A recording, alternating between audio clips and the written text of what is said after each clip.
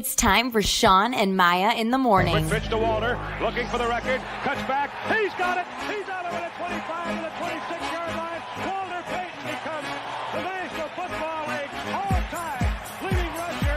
Jordan, open, Chicago with the lead. The Chicago Bulls have won their 6th NBA championship. Chicago has won the Stanley Cup. Palmero over the head of Jenks. Uribe charges, throws, out! And the White Sox have won the World Series. A little bouncer slowly toward Bryant. He will glove it, throw to Rizzo. It's in time, and the Chicago Cubs win the World Series.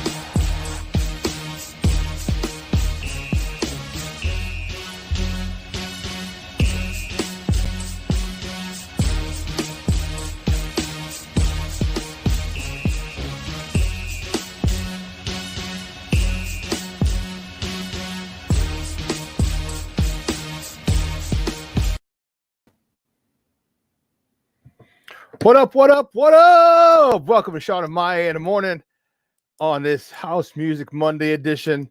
You know what? It's All Souls Day. We just had a Dia de los Muertos, so I've got my Dia de los Muertos shirt on from all my old school rappers because I'm not wearing Bears gear today at all. I am pissed. And you're going to hear my wrath today. Let me tell you, I can't wait to get him fired up. I'm fired the freak up. Man, thanks for tuning in. I'm your boy, the Superback, Shawn Sierra. And listen, if you're watching this on Facebook Live, well, then I guess you found us on Facebook. Now, you can also tweet the show. You can tweet us at SM_mornings, at SM_mornings, or at SportsZone Shy, that's CHI. Now, if you're watching us on our YouTube channel, well, then I guess you found us on YouTube. And if you're not, well, then you know what? Make sure you subscribe to our YouTube channel. It's called SportsZone Chicago.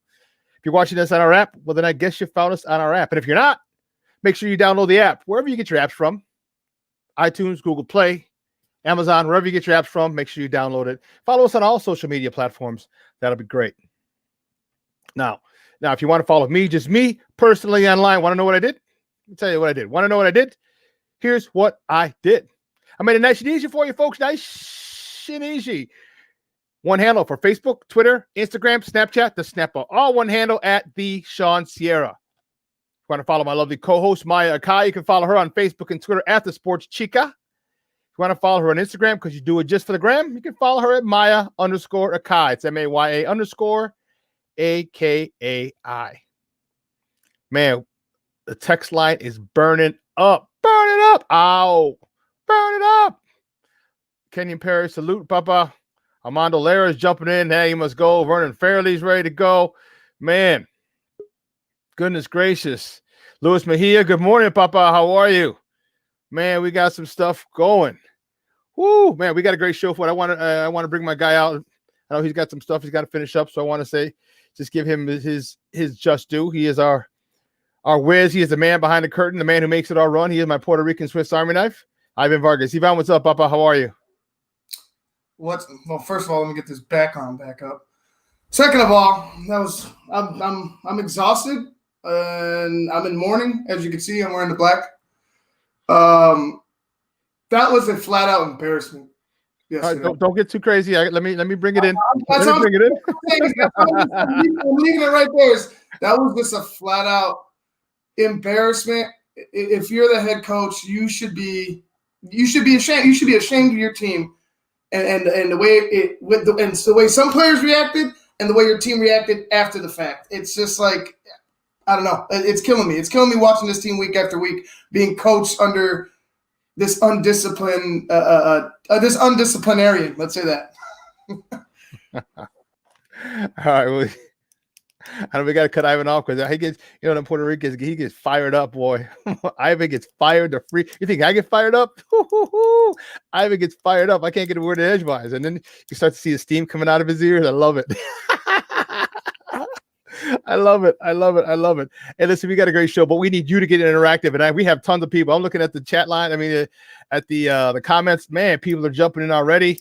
My goodness. But if you watch this on Facebook Live, if you're watching this on our YouTube channel, if you're watching this on our app, okay, if you're watching this on any of those platforms, you know what? You can leave a question or comment, and our producer, Ivan, will put it right up on the screen, and we'll talk about and discuss your comment. All right, we want you to get interactive with it because we know you guys have a lot to talk about. You have a lot to say about that game yesterday, and we're going to talk about it. We have a great show. When I say we got a great show, I am not bull jiving. Bull jiving. All right. You know how we do, my man. He's in the wings. He's ready. He's got his Bill Huxtable sweater on. He's ready to roll, Bubba. You know, Joe Phillips is coming up next in a few moments. He's with the Chicago Crusader. He's going to talk. He's going to join me for the first segment, for the first hour of the show, and we are going to have a lot to talk about with Joe. Then at 10 o'clock, Ken Davis takes the baton from him. It goes from 10 to 11. But at 10 o'clock, Jacob Infante, okay, from Windy City Gridiron is going to call in. We're going to talk a little more Bears football. 11 o'clock, Jason Palmer takes the baton from Kenneth and rides the last hour, 11 to 12. And at 11:30, Brad Behrman from Fanside is going to call in. He has some proposed ideas, moves at the Bears. He has 3 moves that the Bears need to make before the trade deadline, which is tomorrow, mañana. So he has some. So we're going to talk to him. We're going to talk to Brad Behrman at 11:30 to close out the show. Did I tell you we got a great show, or was I bull jiving, or what? Well, guys, you know how we do the first segment of every show. It's called Top of the Morning to you. And these are the hot topics of the night before, or just the sports in general. And boy, oh boy, oh boy, do we have some doozies. And the Top of the Morning segment is powered by the Chicago Crusader. And with that, I want to bring in our guy. When I'm kind of digging his Dr. Huxtable sweater, Papa. I may have to borrow that soon. I have to borrow that thing. He is the sports director over there. You can find him on Twitter at ACA Joe. Let's bring him in. Joe Phillips. Joe, what's up, Papa? What's up, Papa? God bless. I'm digging that sweater, Papa. Look at you. Thanks, man. I'm Big pimpin'. Thank you so much, brother. And just an encouragement to you and Ivan. Don't allow the Bears to turn a victory Monday into a misery Monday. Too late. Their horrible performance last night. I found some positives out of last night's performance, so hopefully we can talk about it today. Oh, okay. Joseph, I love that sweater. Oh, thank you, sir. That is a nice sweater. I'm like that. I like the color scheme. I like the whole design. I want it. Well, when you rock it, I gotta drop it off at the house and let you rock it. Right. It's a medium. It's a medium. So I don't know if you. Oh. Yeah. No, that won't fit me then either. It'll get like right here, and then it's. Hey, you know the ladies like to. You be up in there like Hogan. You know? Yeah, I don't need him seeing the heartbeat through my chest. Dude. Be like the old school pop lock. You know. Pop lock and drop it. You know how to be like do the heart move. Ozone and Turbo. You are a fool. You are a fool, man. Good to have you back, Papa. How was your weekend? Oh man, it was fantastic, man. First thing first, man. Got all my work done. Got my stories done. Just completed another degree, a college degree. Turned in my final paper this week in biblical studies, associates in biblical studies. So this is my 4th college degree I earned, and I'll be graduating this month. Damn, look at you, Mr. Degree over here. Man, all these degrees, man. I'm trying to find out, like, man, what do I do with them? I gotta do somewhere, man. I gotta do something. Hey, well, congratulations, man. I know that was a lot of work that you had to put in there to get that, and my hats off to you, especially with a wife and a child. That's got to be tough. So again, hats off to you, bro. Hats off. Yes, sir. God bless, man. And I paid off all my debt too, my college debt too. So look at him. I got a scary letter in the mail, man. I was like, what? My son was like, Dad, you got some mail. I said, really? What's it about? And it said Illinois State student something. So I was just like, okay.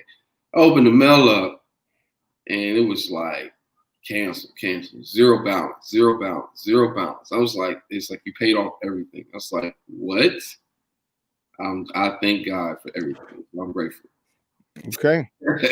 Don't go there, Ivan. Don't do that. Don't do that, cup man. Don't do that, cup man. I'm celebrating Joseph's achievement. Hey, you can't even say that with a straight face. Look at you. Ivan, I love his sarcasm. Anyway, again, hey guys, let's get right to it, man. We have Charlie. First top of the morning topic. Chicago Bears fall to the New Orleans Saints 26-23 in overtime on the lakefront at Soldier Field.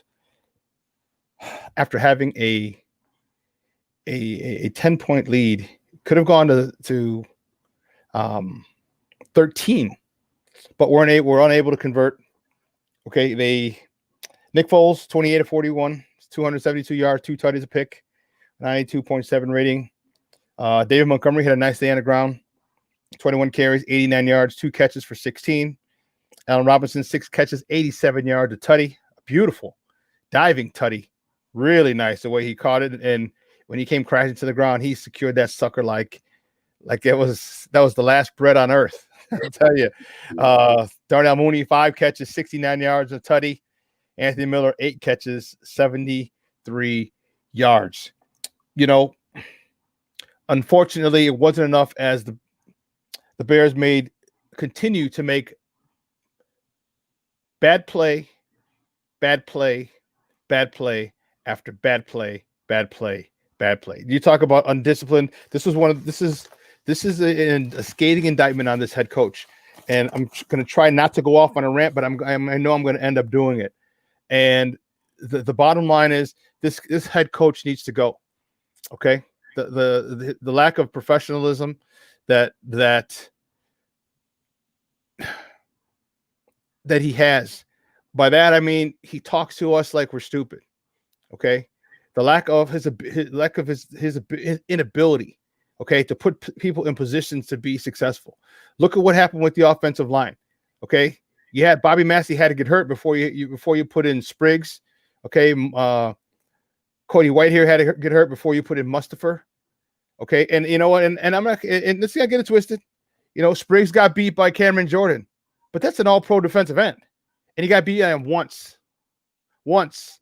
Cam Jordan does that to people every game, and for him to do that only once, and you not hear Spriggs' name called the rest of the game, okay, that's an indictment. Why wasn't this guy playing? How many times have I said, Joseph, Ivan? How many freaking times have I said, put these guys in there, see what they got, because they could be gamers. They might not look like it on the practice field, but they could be gamers. What did I say? Why not put Mustafa and Bars next to each other? Mustafa at center, Bars at left guard. Why? Because they played together for a couple of years at Notre Dame and they have chemistry.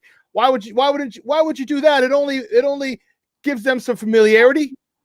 So these are the types of decisions that he continues to make that frustrate me and frustrate this fan base. Yeah, I totally understand your sentiments, Shawn. And anytime you got, can't hear you, Papa. Can you hear me? Can you hear me now? Nope. Can you hear me? I can hear you just fine, Joseph. Oh, you can hear me? Okay, cool. I can hear you. I don't know if something's wrong with you, Shawn. Okay. Joseph, I can't hear you. Oh, okay. So I think Ivan. I can hear you. You can hear me. Okay. Can you guys hear me? Yeah. Yes, we can hear you. Then we'll go with it. Okay. So I totally agree with you, Shawn. You know, everything you saw yesterday, we saw the same thing. We were very disappointed. And I looked at it, I said, well, anytime you got names of cowards and busters on your rosters, you know, you're in trouble. Okay. So here's the deal.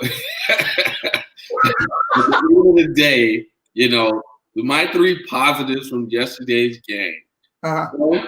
David Montgomery had a 38-yard run. Mm-hmm. Let's clap for that, man. Let's clap. Come on, Ivan. We got to clap for that, man. 38-yard run for David Montgomery. That was number 1. Number 2, a deep pass for Darnell Mooney. Finally caught. Let's clap it up for that, too. 55 yards. Excellent. And then come back. Okay, back. Okay. All right. Okay, great. So last but not least, the O-line, okay? This is remember we said this in the beginning of the season.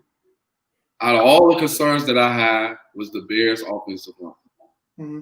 Bears' offensive line. And now we're at a point where the organization is forced. They're forced to make a move, okay? Meaning that, like you were saying, Shawn, you got guys who were on the bench who should have been starting 3 weeks ago, okay? You signing these guys to the practice squad, coming to find out that the practice squad's offensive line is better than the starting offensive line. So now they're forced to actually go out and make a move. I was reading today, They're going after the Atlanta Falcons. Hopefully, we can go after the Atlanta Falcons center. Mac, yeah. Yep, Mac. Move. We have 2 Macs on the squad, hopefully. And move Cody Whitehair over to like right guard or left guard. You know, play around with that offensive line. Put Spriggs in there. He's a massive man. You know, let him block on the RTs or the LTs. But at the end of the day, that was my 3 positives out of yesterday's disappointment. 1, the David Montgomery 38-yard run. 2, the Darnell Mooney bum play. And then 3, seeing our offensive line pretty much being decapitated and actually forcing the organization to go out and make a move. There's no way by the end of the week the Bears should not be on the waiving wire or the trade block trying to make a move to add an offensive lineman. There's no way after this week. If so, somebody should be fired. If not, somebody should be fired. You know, the part of it is that they should have made moves already because of the fact that there's a 5-day limit. So if there's a move made, which I assume is going to be made tomorrow, there still needs to be a quarantine period for that particular person to come and play on this team. So they're not going to be able to pass that or avoid that quarantine period. So they got to wait 5 days. So they're not going to be able to play this week coming up. So you had to had that done last week. Okay. And it just goes to show you that Ryan Pace, again, is not looking out for the best interest of this team. Okay. For whatever reason, I don't understand how you can sit there and think that the offensive line was fine. I don't understand how you can sit there and think that the offensive line was fine and not make a move.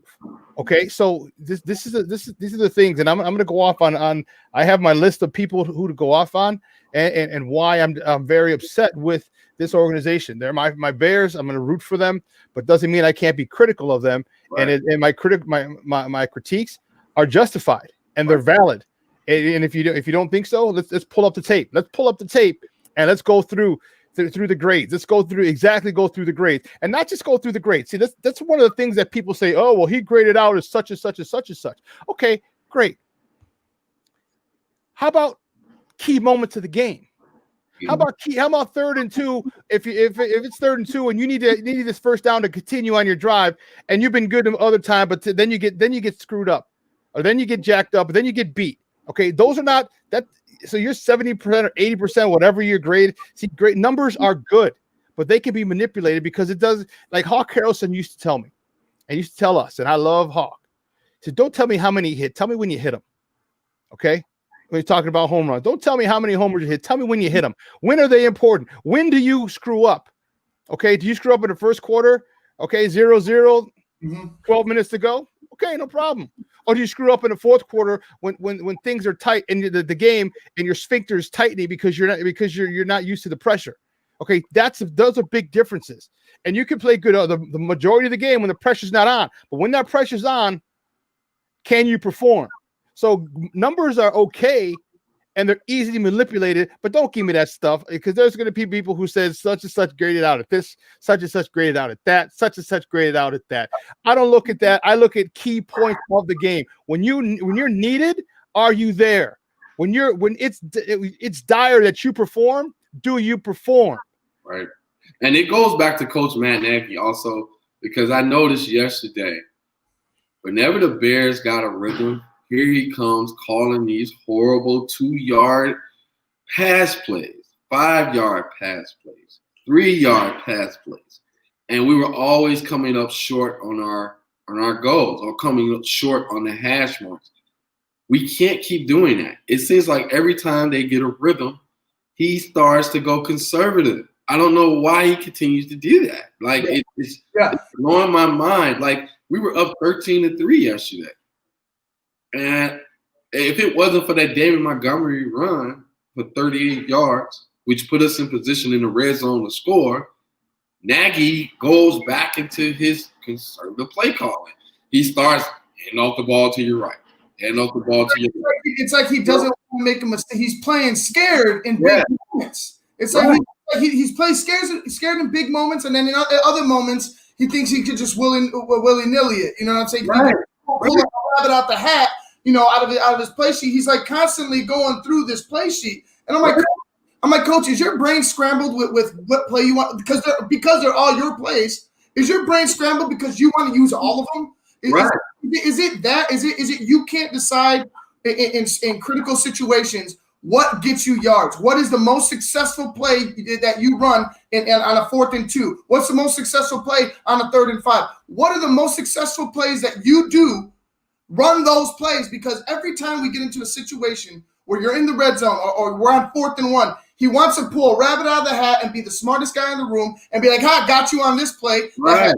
All these bells and whistles, but doesn't get you the positive yards that you need, or just get your quarterback sacked.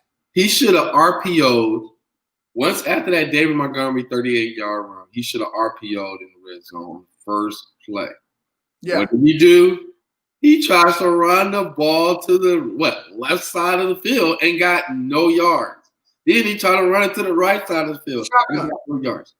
Then he becomes predictable, and you know what's coming next. Guess what's coming next? A pass. Okay. What I'm saying is that it was all on Nagy. He had a chance to put this game away yesterday, and from there, things started to snowball. That's when everything changed for the Bears. They scored 20 unanswered points on us. The score was 13-3, and they scored 20 unanswered points on us and finished us off 26-23. Let me do the math right. 26-23, correct? That was the game score. So they scored 23, I believe, 23 unanswered points on us and put us away. So my whole thing is this: we got to do better. I believe, like I said, he needs to hand over at least 60% of the play calling to his offensive coordinators. Shawn, you're on mute, Shawn. You're on mute, Shawn. Right before that. No. He needs to hand all the play calling to his offensive coordinator, not 60%. He needs to give all of that up. And that's the issue. He's so damn stubborn. That's going to get him fired. That's wasting this defense. You have a guy who's called plays before. You have a guy who's been successful calling plays in the past. Give it to a guy who you have confidence in. Okay, who's done this before, who's been successful before. But he wants to be, again. How many times do we have to say it? The smartest guy in the room. It's my offense. I can call it.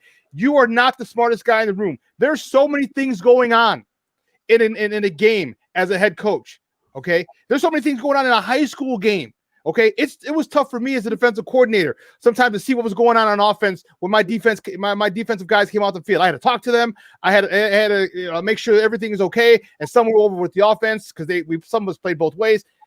I can't even imagine that was as a defensive coordinator in high school. Can you imagine as a head coach in the NFL? How many things are going around? You're responsible for OD and special teams. Hey, Shawn, I totally agree with what you're saying. The reason why I said 60% because Nagy is a narcissist, okay? Yeah. And when you're a narcissist, you have to stroke a person's ego just enough to bring them into some type of sanity, because sometimes when you feel like everybody else is to blame but you. That's what narcissists do. You know what, Joe? I'm sorry, Joe. Finish. Go ahead, brother. Go ahead. No. I just feel like when you're a narcissist, you feel like everybody's to blame but you. You never point at yourself on what you've done. Bingo, Joseph. Freaking bingo. Right? And then when someone like a Nick Foles, who is like the voice of reason in the locker room for you, you've been sent a man from the heavens from above. Like you've been sent a man of God to tell you to let your ego go. Okay? This is a pastor telling you this. Nick Foles is a pastor telling you, like, hey, brother. Joe's getting biblical on us over here. Ego stuff right here, brother. If you let your ego go, we can win. We can win. I see it. If you give me or the offensive coordinator control of this offense, we can make you look good. And you know what, Joseph? I think you're right. And my problem is, and I told Shawn this, I was like, when I watch his post-game interview, if he doesn't take blame, if he doesn't take the burden of this loss because of the undisciplined, because of what Javon Wims did, because of the crap that we saw on the field, I was just like, I'm done with him. Shawn was already done. Shawn's been done with him. But I'm like, there comes a point in time where the mask needs to come off.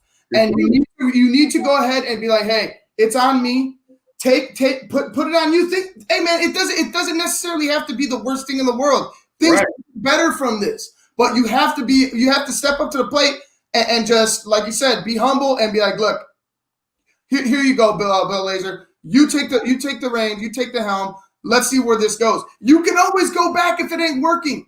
Right. You're not even going to give it an attempt with all the offensive struggles. That's just arrogance. Right. That's some Ditka type stuff. And you don't want a dictatorship. You see what I mean? Like, one thing what blew the Bears up and why we're still trying to win the Super Bowl to this day is because of egos. Remember Ditka and Buddy Ryan, you know, if they would have got along and would have moved away from those egos and just came together, we could have dominated for many years. Yeah, but you got to understand, man, this is a game of alpha males. And, and I think today it's a lot more of a facade than anything, because I don't think a lot of these guys are tough sons of bitches as they were back in the day. Okay, I think these guys is false bravado. But you're dealing in an alpha male sport, and this guy cannot lead alpha males. Okay, there's a difference between leading men and leading alpha males. This is the ultimate alpha male sport, and you can't lead alpha males. Okay, you think because you have an offense, you're familiar in a system that it's going to work, and people are gonna run through a brick wall for you. Okay, you're starting to see people not be in his corner. Okay, you see Allen Robinson leaving the offense, walking down the field just to cool off because he's pissed to freak off, and I have no problem with that. And that's one of the things. That's one you see at the bottom. Why the hell does he want to sign here? Why the hell would he want to sign here again long term? If you're Allen Robinson, would you want to sign here with this nonsense? Right, I wouldn't. I'll go somewhere else, and I'll go somewhere else where I know there's a good quarterback who's going to give me the rock. There isn't this much dysfunction, because I'm telling you, it's not said, and they're keeping it under wraps. But there is friction between Foles and Nagy. There is friction, because here's the situation: when the play calls, when his helmet went out. First of all, who was it? Jason Leisure yesterday said, "Did your see? This is what bugs me." Jason Leisure from the Sun-Times yesterday says, did your helmet go out? Come on, dude. We all know the damn thing went out. Don't ask stupid questions. Don't ask stupid questions. Okay? You know the damn thing went out. Okay? Because he's running to the sideline to get the play. Why would he run to the sideline to get the play if his helmet was working? Don't be a jamoke. Okay? That's just dumb reporting. Okay? But secondly, that's my thing on him. Okay, everyone's scared. Everyone's scared of the Bears because they don't want to get their credentials revoked. Okay, but no one's scared. No one has the balls to ask the tough questions. Okay, and that's why you ask little sissified questions. Did your headphones go out? And then you know damn well did. Shut the hell up. Okay, but here's the thing. Didn't you want to call the plays anyway? Isn't it better when you call the plays without him interfering anyway? I would have been like, I got it. I keep the same personnel in there so they can't substitute, and I see what mismatches do I have every single play. And if they're in a dime package or they're in a run formation, I got three receivers, and I got a mismatch somehow, some way. Guess what? Then I'm going to exploit that every single time. We're going up to the line, we're no huddling, and you're keeping that defense out there, and you're screwed either until we score a touchdown or we score a field goal, because that defense is staying out there because none of this personnel is coming off. That's a good coach. That's a good quarterback. Why Nick Foles decided to kept running over to get the plays? No. You say no. Stay your ass over there. I'll call the plays. I've called plays before. I got them where I need them, and let me do my thing. You brought me here, paid me a lot of money to do this. Sit your ass down. Let me run this offense. And to add to what you're saying, Shawn, I saw something else that was questionable yesterday, and you might notice this too. We got Joseph. Hold on. Sorry. Hold on to that. We're going to take a quick break, and we're going to start with that on the other side of the break. So don't go anywhere, folks. More heated conversation right here on Shawn and Maya in the morning on SportsZone Chicago.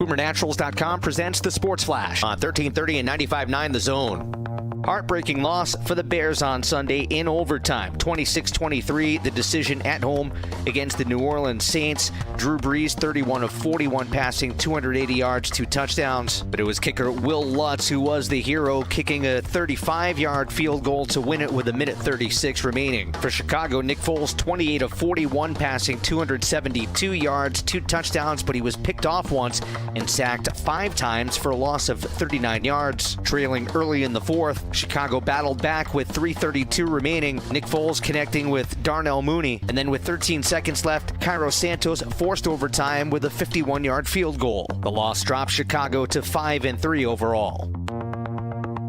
Boomer Naturals, your source for 3-layer protective face masks. Breathable protection for adults and kids. Save 20% with promo code SPORTS at boomernaturals.com. Chuck Sanders, that's the Sports Flash, 1330-95.9 The Zone. Jay Farner here, CEO of Rocket Mortgage. Making the right financial decisions has never been more important. When you turn to Rocket Mortgage, we can help guide you to those right decisions now when they matter most. Mortgage rates are near historic lows, so now is a great time to call 8338-ROCKET. And if you need some extra money, a cash-out refinance could give you that financial boost you're looking for. Call today at 8338-ROCKET or go to rocketmortgage.com to learn more. Call for cost information and conditions. Equal housing lender. Licensed in all 50 states and MLS number 3030. Don't take chances with COVID-19 and your family's health. Use the Exergen Temporal Scanner to check temperatures before dinner and before you leave home in the morning. Exergen takes an accurate reading in seconds and is the #1 thermometer used and recommended by hospitals, doctors, and nurses. Stay safe with Exergen. Fever is the leading sign of COVID-19, so use an accurate thermometer for twice daily temperature checks. Protect your loved ones with the Exergen Temporal Scanner. It takes an accurate reading in seconds and is the only home thermometer used and recommended by hospitals, physicians, and clinics. Stay safe.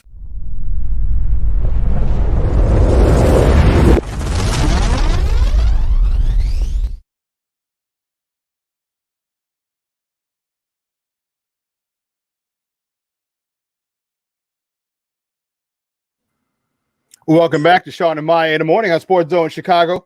Right before break, Joe had a point. Sorry to cut you off there, Bob, but we had to take that break. But talk to me. What was the point that you were going to make right before we had to go to break? Yeah, we had a key point that we brought up in the discussion about the Bears being undisciplined. And one of the things I noticed when you said that guys like A-Rob, they're like, man, do I really want to play for this guy? I saw some things that wasn't done with integrity yesterday. And I'm going to start with Jimmy Graham. Okay, I think this is just what I saw from Jimmy Graham, because Jimmy Graham can catch the ball. I'm thinking right now, Jimmy Graham mentality is, these the Bears, who cares, okay? They want to just pay me my money and watch me chill. I'll drop a couple passes here and there and just get my money and bounce, okay? Yesterday, Jimmy Graham looked like he didn't want to play for Matt Nagy because the way Matt Nagy continues to use him. He feels like he's just a worthless tight end on the sideline. Then he wants to use him the way he wants to use him versus using him according to his strengths. There was one play, and this is what I think that caused Jimmy Graham to drop the ball twice, where Nick Foles didn't even look Jimmy Graham's way, and he had an advantage in a one-on-one matchup in the end zone. When I'm talking about the play call, they didn't even look his way and still threw an incompletion. There's something going on between Jimmy Graham and Matt Nagy. Matt Nagy, again, his ego. He's not using the tight end. He didn't want to use the running back in Jordan Howard, who could be out there, who's just wasting away on the bench on the Miami Dolphins. He didn't want to use Tariq Cohen in a certain way. What I'm saying is that you have no options anymore. Now you're starting to see guys quit on him. Now you're starting to see undisciplined things like a Javon Williams smacking guys in the head and retaliating without being told that if someone messes with your teammate, there's a better way to get them back versus punching them in the head several times, then getting ejected.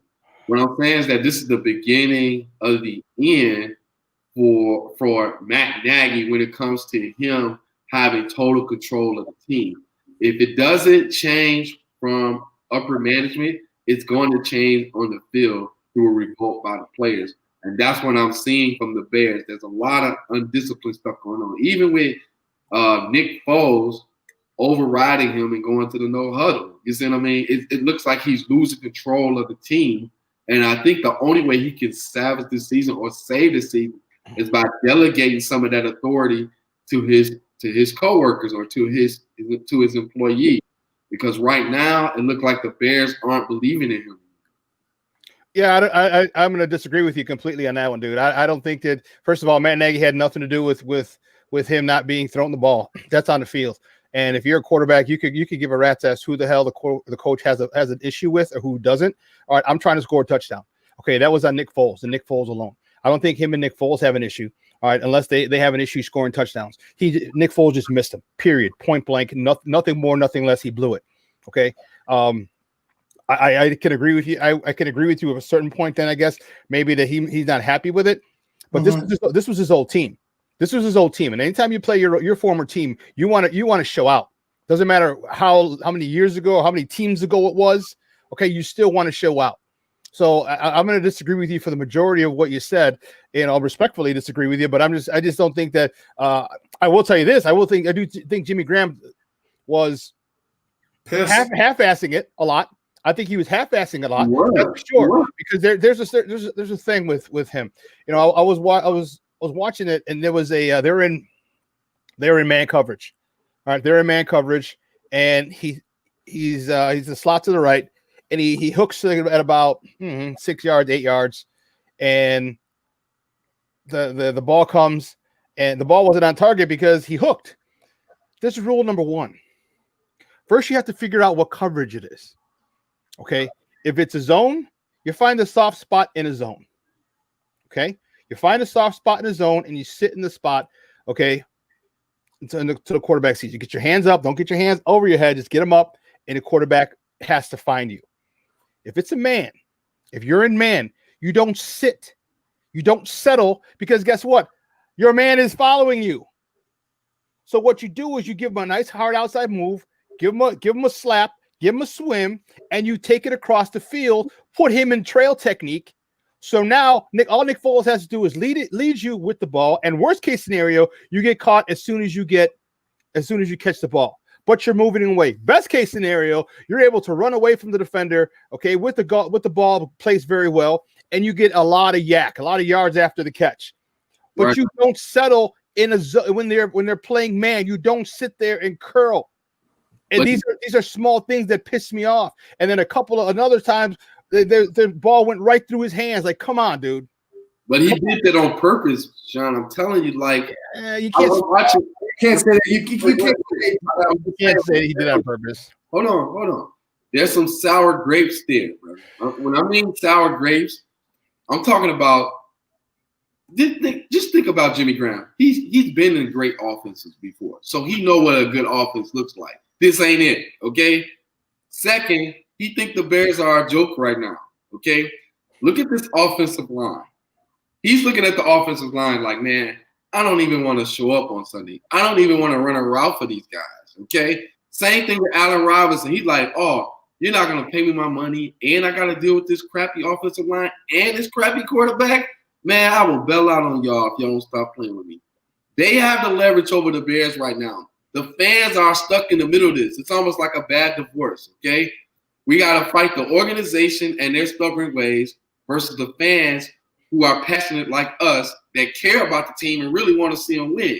The players carry the leverage at the moment, and they're doing different points of the game. I'm seeing them half-heartedly do things, and that's part of not wanting to play for an organization like this, and that's part of pretty much cheating us as fans to pay your salaries to go out there and do a job. It's the same thing happened with Chris Bryant. I saw that this year. I don't think Jimmy Graham's out there purposely dropping passes because he's angry at the Chicago Bears. I think he's frustrated. I think Allen Robinson's frustrated. I think they're frustrated with their head coach who continues to put the offense in positions that it's like you said, they're caught in the middle because they're not going to go ahead and be like, oh well, you know what, bump this coach. They're going to try to go out and play. But the coach is the one leading them into a wall time and time again in critical situations. So right. if you got everything for this coach, everything has been catered for this coach, and you still can't, even the quarterback that you wanted, still can't deliver, and you're hearing all the same old BS over and over, week after week. Oh, we got to stay positive. Look at the positives. Do all this. All right, we saw the positives, but the negatives are way outweighing the positives right now. But as far as a player quitting on the team, you'll see him quit completely. I think Jimmy Graham was just frustrated. He had a bad game. Like Armando said, he tweeted how bad it was and how embarrassed he was, and it'll never happen again. I think Jimmy Graham, this is a redemption year. There's no way in hell he's quitting, because if he quits now, ain't nobody gonna try to sign him later on or gonna end up. But Ivan and Shawn, you guys played football before, okay? If the coach is a jerk off, you're not gonna sacrifice your body across the middle to get rocked. You never play for you don't. No, you don't. You play for your teammates. You play for your teammates. You play for your teammates.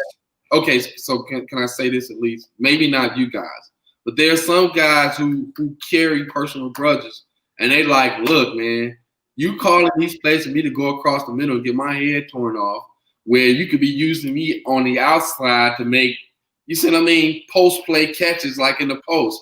All I'm saying is this: at the end of the day, I'm seeing the Bears half-heartedly going hard for Matt Nagy. That's what I'm seeing. I'm seeing them shortening up on plays, shortening up on routes, shortening up and not running it all the way through because they're discouraged that it's not going to work in their heads. Just like Nick Foles said, he put it all out there. He says, hey, sometimes he calls plays where I don't even have enough time to develop the play. So what's the whole purpose of calling it? Josh, I think you're right in that. As I think they're frustrated with because the play calling and because what's going on out there, because the players see it. The players are out there having to run your plays. We see it. We see it. The players see it. So I think you're right in that aspect. I think that they're frustrated with Matt Nagy's play calling. But as far as quitting, you have two veterans that can ill afford to quit on a team right now. And here's one of the things with Jimmy Graham. Jimmy Graham kept getting, if you notice, Armando talked about, or Chris Sandlin, he commented, you could put that up. He kept getting hit in the knees. That's annoying. That's really annoying. Okay. And that's because of his size, but also because you can't go high anymore. And that's super annoying. And I think they got in his head. I really think they got in Jimmy Graham's head. I think he was lackluster. It was a combination of bad. And there's been far too many games this year where it's a perfect combination of bad. And I don't like it. Okay. Somebody's gonna get hurt, Shawn. With this offensive line, and we don't mean somebody's gonna get hurt. Somebody did get hurt. Okay. Several people got hurt yesterday because of this offensive line. Someone is gonna get them. I'm not gonna say their lives taken away, but someone is gonna get hurt really bad because the Bears refuse to invest in an offensive line. Jimmy Graham, Allen Robinson are thinking about their long-term career and their next move. And a lot of the stuff that Matt Nagy doing, he's not putting the players in position to succeed. Like you always say, Shawn, he never puts them in position to succeed. He calls plays that benefits themselves but don't benefit the players. And the players are starting to notice that. Matt Nagy is in it for himself. He got the green light from the organization and said that you can do whatever you need to do because we never had an offense here in Chicago. Yeah, Jay Cutler counted something, but he was Jay Cutler, okay? You're supposed to be this uber offensive guru, but now when everything is on the line, we're not seeing that out of you. So guess what? Do you need more time to develop? Do you need us to draft an offensive line for you next year? Because this year, whether we win or not, you're still going to be here. So that's the message they're sending to the fans. I'm tired of it. I didn't want to come on here today being upset because I forgave the Bears yesterday for all of that craziness that I saw. But I tried to find some positive. But what I did see was some sabotage from some of the players because they are ticked off with what is going on right now. And I'm ticked off too. So something has to change. I don't know if they're going to make any moves. Hopefully they do. But it seems like it's the same stuff every week. We know what the problem is. It's Matt Nagy and then it's management, okay? If we don't fix those two problems, we're going to be on here next week talking about the same thing. The same thing. I don't see sabotage, dude. There's a lot. You don't do that, man. I'm gonna completely disagree with you. Sabotage, because you know what? There's guys in there that you go to battle with. You go to every week. There are guys in there who are getting beat up just like you, and there are guys in there. So I completely disagree with you that they're sabotaging, because if that's just not done. That's just not done. Maybe the is half-hearted. But I don't think they're intentionally saying, yeah, I'm going to drop this pass. I'm going to do that. No, because at the end of the day, you still want to win. Right? But you still want to win, and you're still a competitive athlete. And if we're talking about Jimmy Graham, if you can beat your old team and score a touchdown, if you can beat your old team, be a big factor, then that's something that you want to do. And so I don't think, and dude, you only get 16 games. You only get 16 games. Hold on. So you only get 16 games, and to waste a game because you're mad at a coach. Okay, and I get some people are mad with him because of his BS play calling. Okay, but you still got to go in the huddle, and you have to deal with those the other 10 guys in that huddle. Okay, that they're trying to win, because you're 5-2. You were 5-2 going into yesterday. Okay, and you're a top, pretty close to the top of the division. You're one game behind. Okay. So it's not like Luis Mejia said, the Cowboys, I know they're in the top of the division. They got 2 wins. Okay. We're not in the top of the division. Can I share this with you, Shawn? I understand where you're coming from, but what about the tight end? I'm gonna give you an example of sabotage. What about the Bears tight end last year who played for Philly 2 years ago? Okay. You remember that guy who didn't want to go in for the Philly special? You remember him? Trey Burton was the softest shit. That's all Trey Burton. No, he's a mental case. He's a little.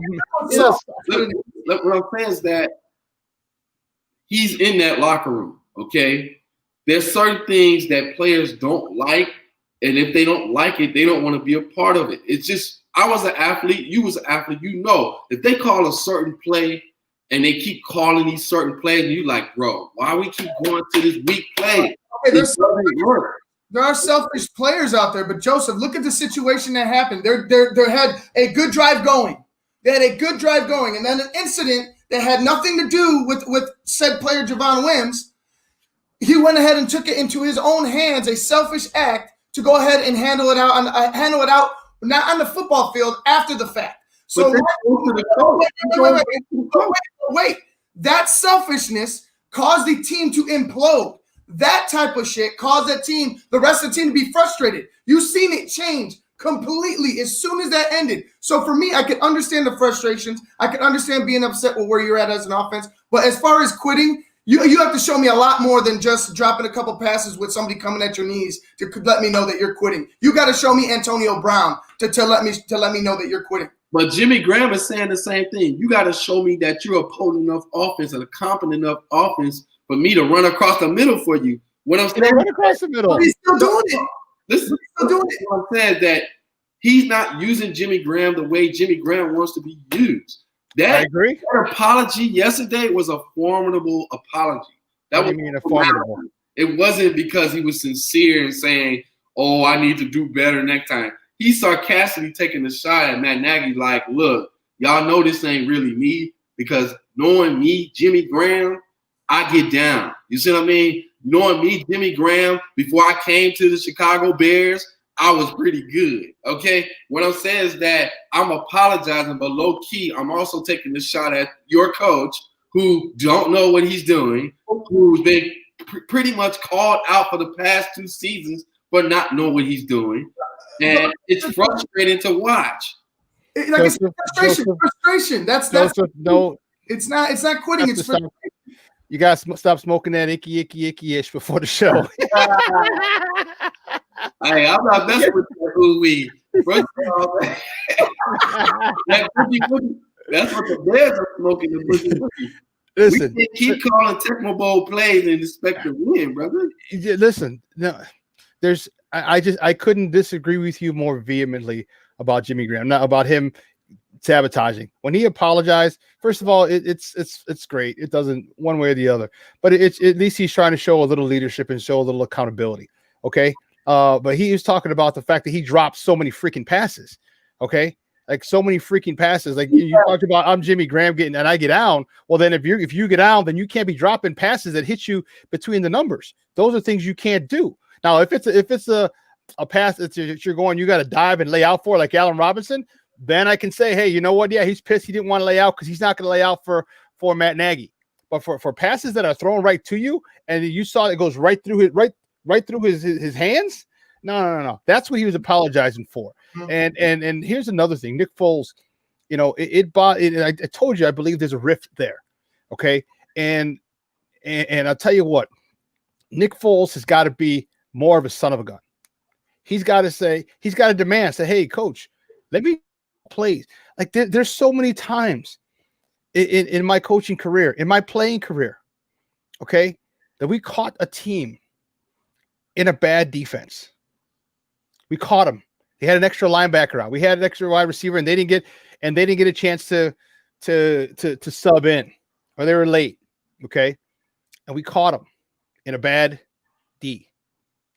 We went no huddle immediately. We went no huddle immediately. If we saw that, my quarterback, he was a first team all. He won the league MVP twice with the Thunder. He was All-American, first team All-American in semi-pro. He saw that mismatch. There was an extra linebacker out there, nickel, and he was like, "We're going." And he said, and he was like, and he'd get up, he go like this. This is like no huddle. Let's go. So as soon as we did that, we ran up to the line before they could even sit. There are tons of times we got 12 men on the field, caught the defense with 12 men on the field. There were tons of times where we went down the field. I can remember literally 3 specific times. It was probably more, but 3 times we kept that same personnel out there. Okay. And this is what Nick Foles needs to do and say, coach, just let me have, if we catch them in the wrong defense. It happens. The NFL happens. The things move so fast. Let me run it. And this is, and I think Matt Nagy is so egotistical. And this is why I said that Nick Foles has to step up and be the leader. I got him here. Keep your plays to yourself. Let me run it. He's won a Super Bowl. He's called plays at the highest level. Why don't you trust this guy to call your offense? Because it has to be him. Right. Because Matt Nagy wants the credit. It's just like with Ryan Pace. Like he wants to be the genius in the room. Oh, don't get me started on him yet, because I gotta go. I gotta go in on Ryan Pace too, because he's another son of a gun who needs it. Go straight to the head. What I'm saying is that just like these 2 guys, you know, they're the most egotistical guys in the room. You know, like my whole thing is this: at the end of the day, the league has already said the Bears are the place where receivers come to die. Okay, they've already said that. Yeah, that's most of I know this back in the day. Yeah, I know, but we haven't changed that perception yet. We have not changed it. It's still there. A-Rob. Yeah, but A-Rob is trying. We had Brandon Marshall. We had Jeffrey. We got Al Rob. What else? We got tons. Okay, tons of good receivers. Okay, well, Brandon Marshall was a good receiver, but he was a head case. Jay Cutler, okay, was inconsistent. Allen Robinson, yeah, he had 1 good year, but we got to prove it again this year. What I'm saying is that we're proving it over and over, though. Yeah, but we ain't winning. Listen, that's not Allen Robinson's fault that we're not winning. That's what I'm trying to tell you. We're in a bad organization right now. The Bears are a bad organization, period, okay? We cannot ignore that. We make bad decisions. We draft bad. We recruit bad. We put guys in bad position to play. It all goes back to the organization. No matter how great the players we bring in, we don't know what to do with them. That's the bottom line. Just like with the offensive line. Who's evaluating the talent on the offensive line? Who's evaluating the talent? Because if someone was evaluating the talent correctly, like Shawn said, the second stringer and third stringers that were out there dominating last night should have been starting in the first place. This is an organization issue. We have to hold the organization accountable. Yes, we can cry, we can scream, but until the organization changes philosophy and mentality that we're no longer in the T formation and we're still running 1920s offense, the Bears will never get it. Just like Troy Aikman said, the Bears offense is stuck in prehistoric days. We have to come out of that mentality, man. And I don't know when here's the issue is that he's cheap. okay, is that the fact of the matter is Ryan Pace, with his desire, because he has a great track record of getting late round picks to do very well. Okay, so you got Tariq Cohen, even Eddie Jackson. You've had Bilal Nichols. You've had quite a few guys he's gotten from the third round on. Okay, and he wants to make his money. And he's just phenomenal there. Like I have no problem keeping Ryan Pace if he could only draft from round 3 on. Let him draft from round 3 on. I'll be happy as a pick and slop. Let somebody else pick rounds 1 and 2. Okay, let him pick 1 and 2 because he drafts projects, and that's what you can't have in your first and second round picks. You cannot have projects. This last week, when was the last time we drafted an offensive lineman in the first or second round? James Daniels. Right. James. There you go. And what does James Daniels do? James Daniels is a God-blessed stud. Okay, before he got hurt. Okay, he's a stud. So you know what? You build through the offensive line. You can get skill position players anytime. You can get guys who run 4.3s. You can get guys who run, sub 4.3s. You can get those guys. You can get them. If you can't block for your quarterback, if you can't block for your running back, I don't give a rat's ass how many parade All-Americans you have coming out of college. Your offense will suck like our offense sucks because he puts money in speed bump Charlie, to borrow my guy Phil Toshin's term. Speed bump Charlie, the Walrus, Jay Leno. I know it's Charles Leno, but Jay Leno. Okay, Bobby Massey, another guy. He gives big contracts, extensions to those guys when they don't deserve because he wants to do it on the cheap and say, see, haha, I the smartest guy in the room, I found him in the 7th round. Haha, look at me, I'm saving money. When you should say, hey, listen, this is how we do it. This guy is a first round pick. This guy is a second round pick. This guy is a first round pick. This guy is a third round pick. Give me those across my offensive line. Give me those suckers across line, and then we'll see what kind of offense we have. But you keep going and you keep giving me jokers in the 6th and 7th round and developing them and expecting them to stop a Cameron Jordan, expecting them to stop an Aaron Donald, expecting them to stop, a JJ Watt. It's not going to happen on a week in and week out basis. So what you need to do is Ivan and I played football. Kenneth's coming on. He's played football. We're going to ask him. It's won in the trenches. You need to build from the inside out or inside back, offensively or defensively. You need to build from the front back, and Ryan Pace has not done that, and that is a fireable offense. And for just that alone, right? And lies that he's given us through his last 5 or 6 years. He should have been fired for not talking to Deshaun Watson at all. Right. Hey, Shawn and Ivan. So with you guys saying that, and I'm with this last point from my end. Do you believe that Matt Nagy and Ryan Pace are the new version of Gar Pax? Don't. Hey, that could very well. It's starting to look a lot like Gar Pax to them. The smartest guys in the room, check.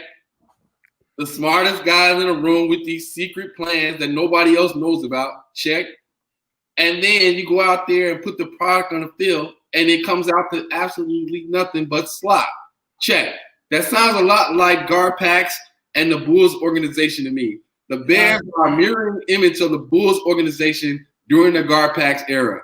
I can't go with that because you picked up you got Eddie Jackson, you traded for Khalil Mack, you drafted Roquan Smith, you drafted and you developed what's his name, Kyle Fuller. Yeah, I can't agree with you. Hey, listen, let's bring out our guys. He's going to take the baton for the next hour from 10 to 11. He is our guy, Kenneth Davis, and I don't know, he's fired up too, boy, because I know Charlie. All right, he's from That Davis Show, and you can find him on Twitter at That's Davis. Guys, bring him on. Ken Davis. Kenny, what's up, Papa? You know what? Good morning, all y'all. I'm actually sedated. I mean, I'm because the truth. I mean, man, really, we just have to come to a realization that we're screwed. And I heard what you said, Shawn. The offensive line. I don't even know what this offensive line would do with these injuries, but it was bad before you had all these injuries. But the fact that you didn't even invest in better depth, let alone the guys at the top, is ridiculous. Pace should have been gone would love. Now we're about to get into some real meatball shit, real quick, right? Like, you shouldn't talk sports type shit. I'm ready for both of them to go, and because it's that's the point of where we're getting.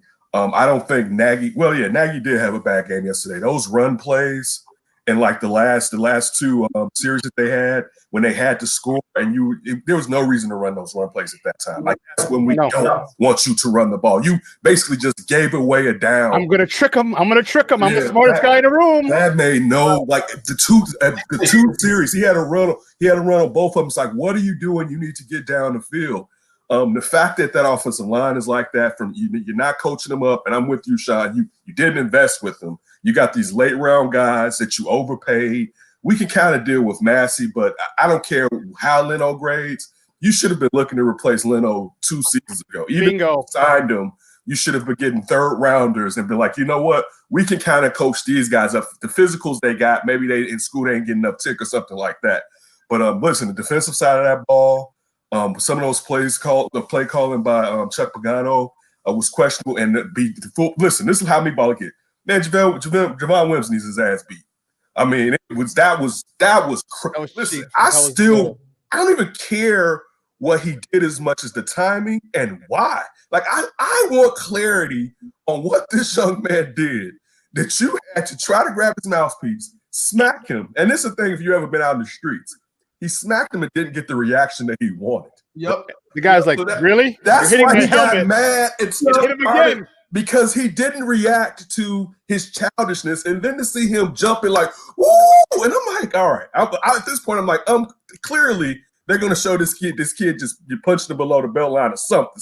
Something happened. Here's what he said. This is according to Bleacher Report. It said that Javon Williams told Bears that Gardner Johnson spit on him before the punches. This is what he said. I think he's full of it. I don't see it. And listen, and even if he did spit on you, then you handle that between the whistles, okay? And because I think here's what happened. I think he was sticking up for Tariq because remember they were making fun of Tariq big time last year. You know what I mean? Oh, you're so short, this and this. And then I don't know who was it? Was it Anthony Miller? Somebody they put him in his face. They poked him in his face. Yeah. I'm like, but that has nothing to do. That's Anthony Miller. And what Anthony Miller should have done, and I'll tell you what I've done in the past. I bit that motherfucker. I swear to God, I bit some dude's finger at the bottom of a pile, and he screamed bloody murder. Screamed bloody freaking murder. He's biting my finger. I said, get your goddamn finger out of my face mask, and I won't bite your finger. After I let his hand go, of course. But I was trying to rip that sucker off. Okay. There's things that you can do in the bottom of the pile. There's things you can do between the whistles that you handle your business on the football field. Not like a cheap punk like that, going sucker punch, come from behind, grab his mouthpiece, and then hit him. That's some punk shit. And you know what? And I've been a big Javon Williams fan since he came here. And you know what? If he's gone, as a matter of fact, he needs to be gone. He needs to be gone because that's something that you just don't do because and here's what's going to happen. What happens to Javon Williams is going to be a direct reflection of Matt Nagy and how soft this guy is. You know what? Shawn, there's no ifs, ands, or buts about this. You don't cut him. You got to cut him. Your receiver room's too light to be cutting cats. Yes, it is. You know what? That's why you got Riley Ridley, who's still. I don't even think he's ever seen Soldier Field. I don't even think he's even been to the stadium. I think you need to cut him just to send a message because right now all you look is all Matt Nagy looks like is soft.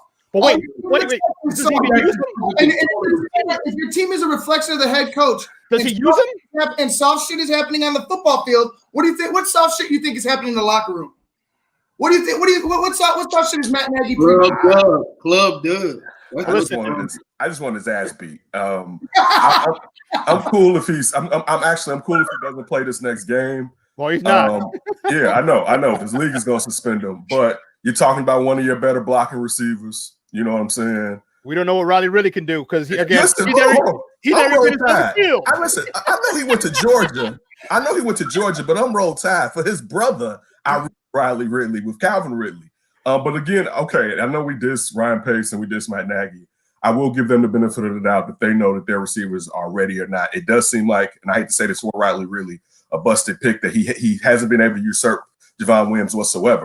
But in saying that, I don't necessarily think this team is good enough to cut Javon Williams. And again, it'll be different had this been an ongoing issue with him, where it's like this kid keeps losing his damn mind. right? Then I would be like, you know what, it's time to cut bait. But when you have really one legit receiver, a rookie, Miller's popped this game, Miller popped.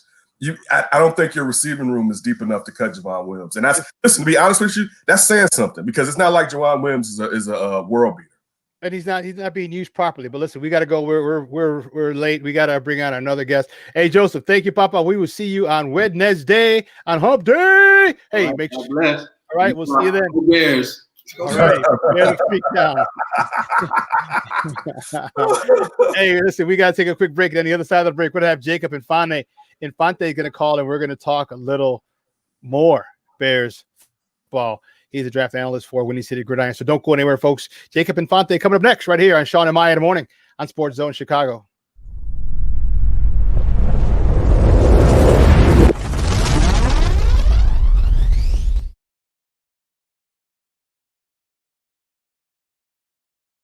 BoomerNaturals.com presents the Sports Flash on 1330 and 95.9 The Zone.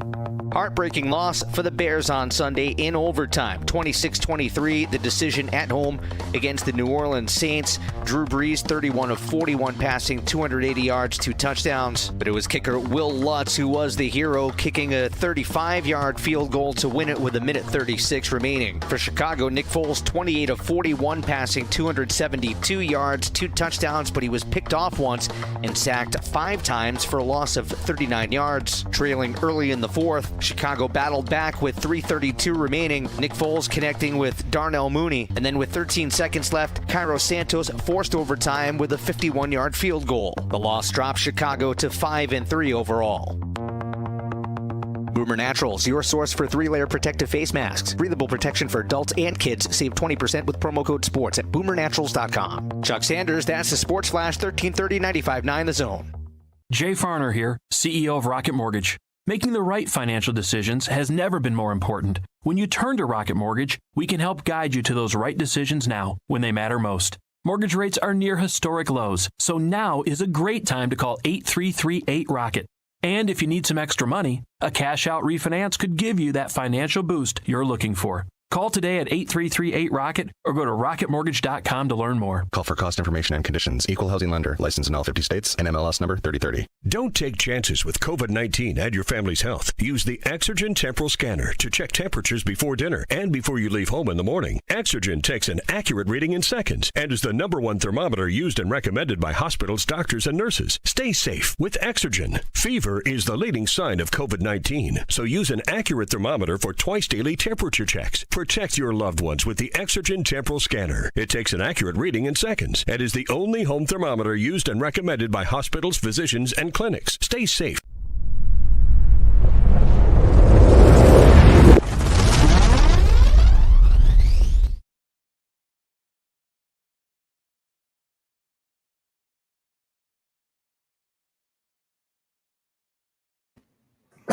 Welcome back to Shawn and Maya in the morning on SportsZone Chicago. When it's House Music Monday, baby. And today's All Souls Day. So I got my little candy skulls of my little West Coast. Some West Coast guys, some Biggie, some Pac. Okay, I got you now. I saw Eazy-E. That's what I knew that was Eazy-E. Then I said ODB, Pac, and Biggie. I guess that's ODB with the bad. Yep. Shimmy, yo. Oh, great stuff. Hey, how was your weekend, Ken? It was pretty good. My niece came over, spent Saturday to Sunday with us. So cool. Yeah, we did Halloween in the house. We did this thing where we went into their bedrooms upstairs and they would have to come knock on the door and we would play different characters and give them candy. I had like toy Nerf guns that I pulled out because some of the times my son was being disrespectful. So I had to get him off my lawn. So blocker. Right. So right. And she did crafts with them and stuff like that. So it was a pretty nice time, to say the least.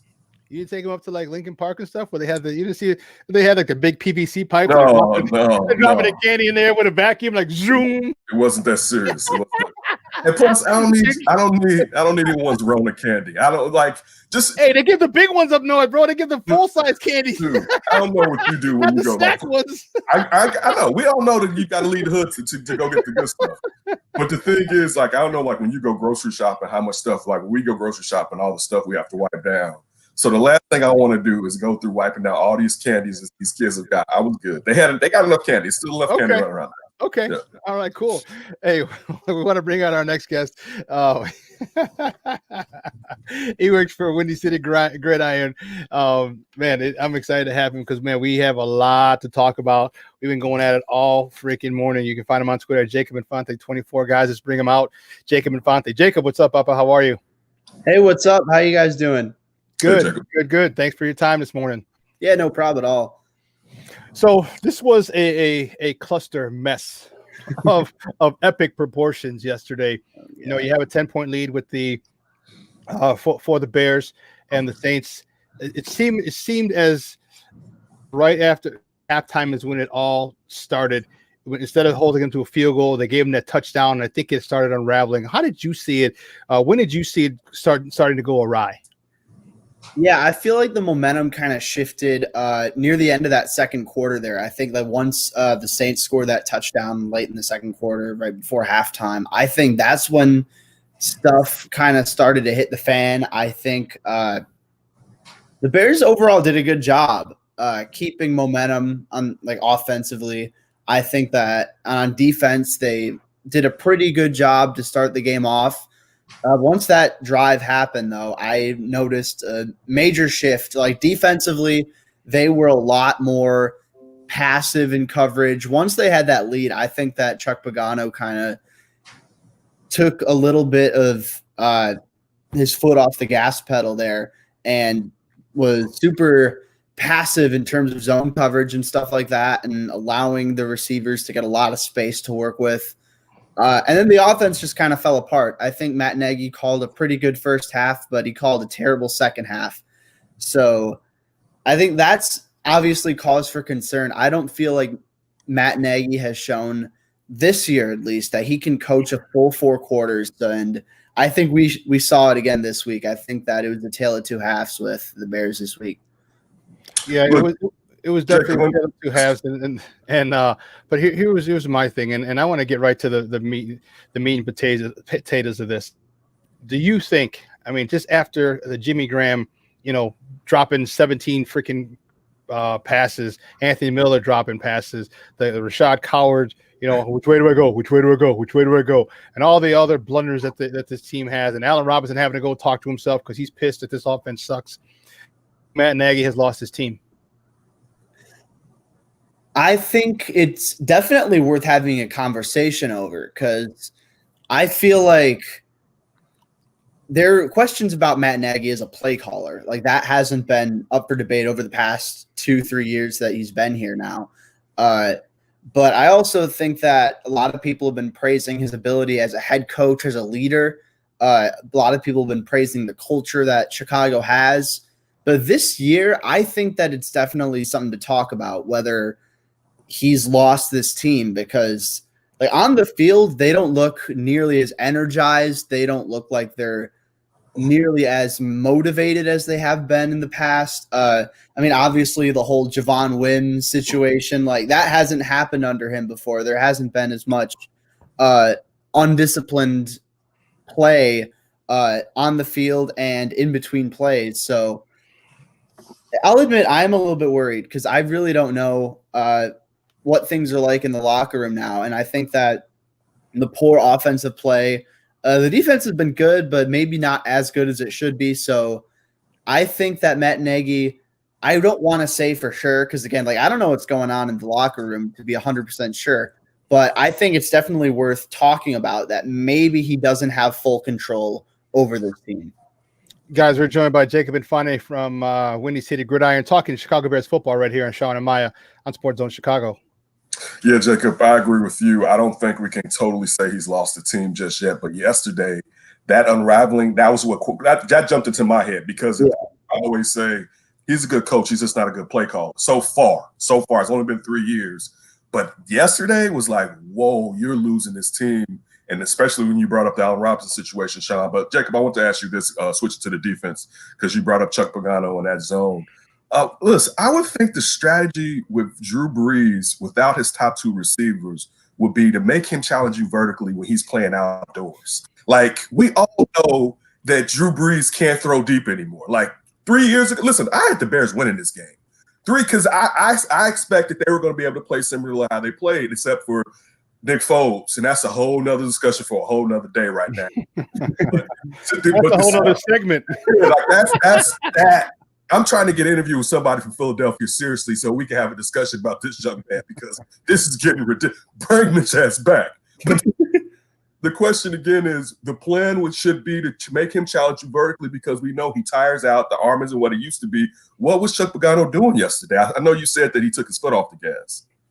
Yeah, I mean, honestly, I agree with you. I think that Drew Brees, we saw it a little bit that he isn't nearly as good of a deep ball thrower as he used to be. For me, the game plan would have been simple. I mean, I think play man coverage, I think blitz heavy because Chuck Pagano didn't blitz.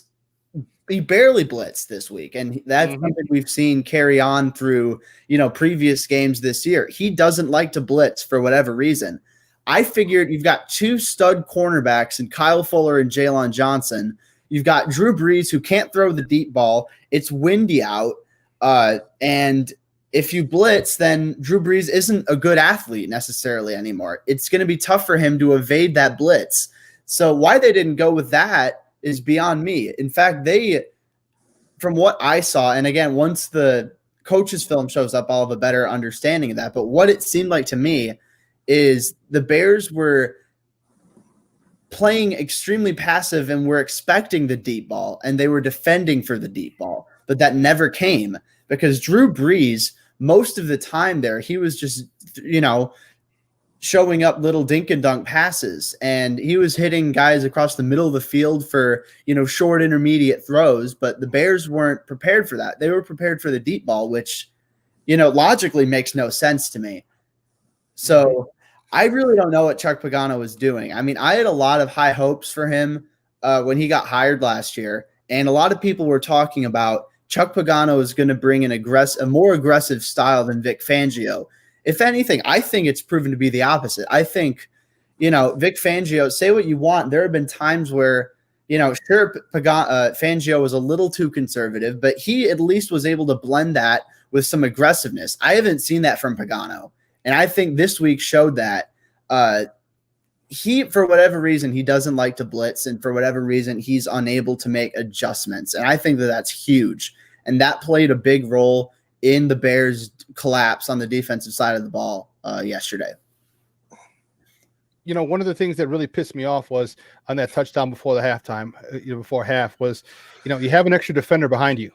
You have an extra defender behind you in the back of the end zone. Why the hell are you not getting their pressure, getting man? Okay, because the wide receiver, Jared Cook, first of all, he should have scored on the other one, on the other side when it was Kyle Fuller.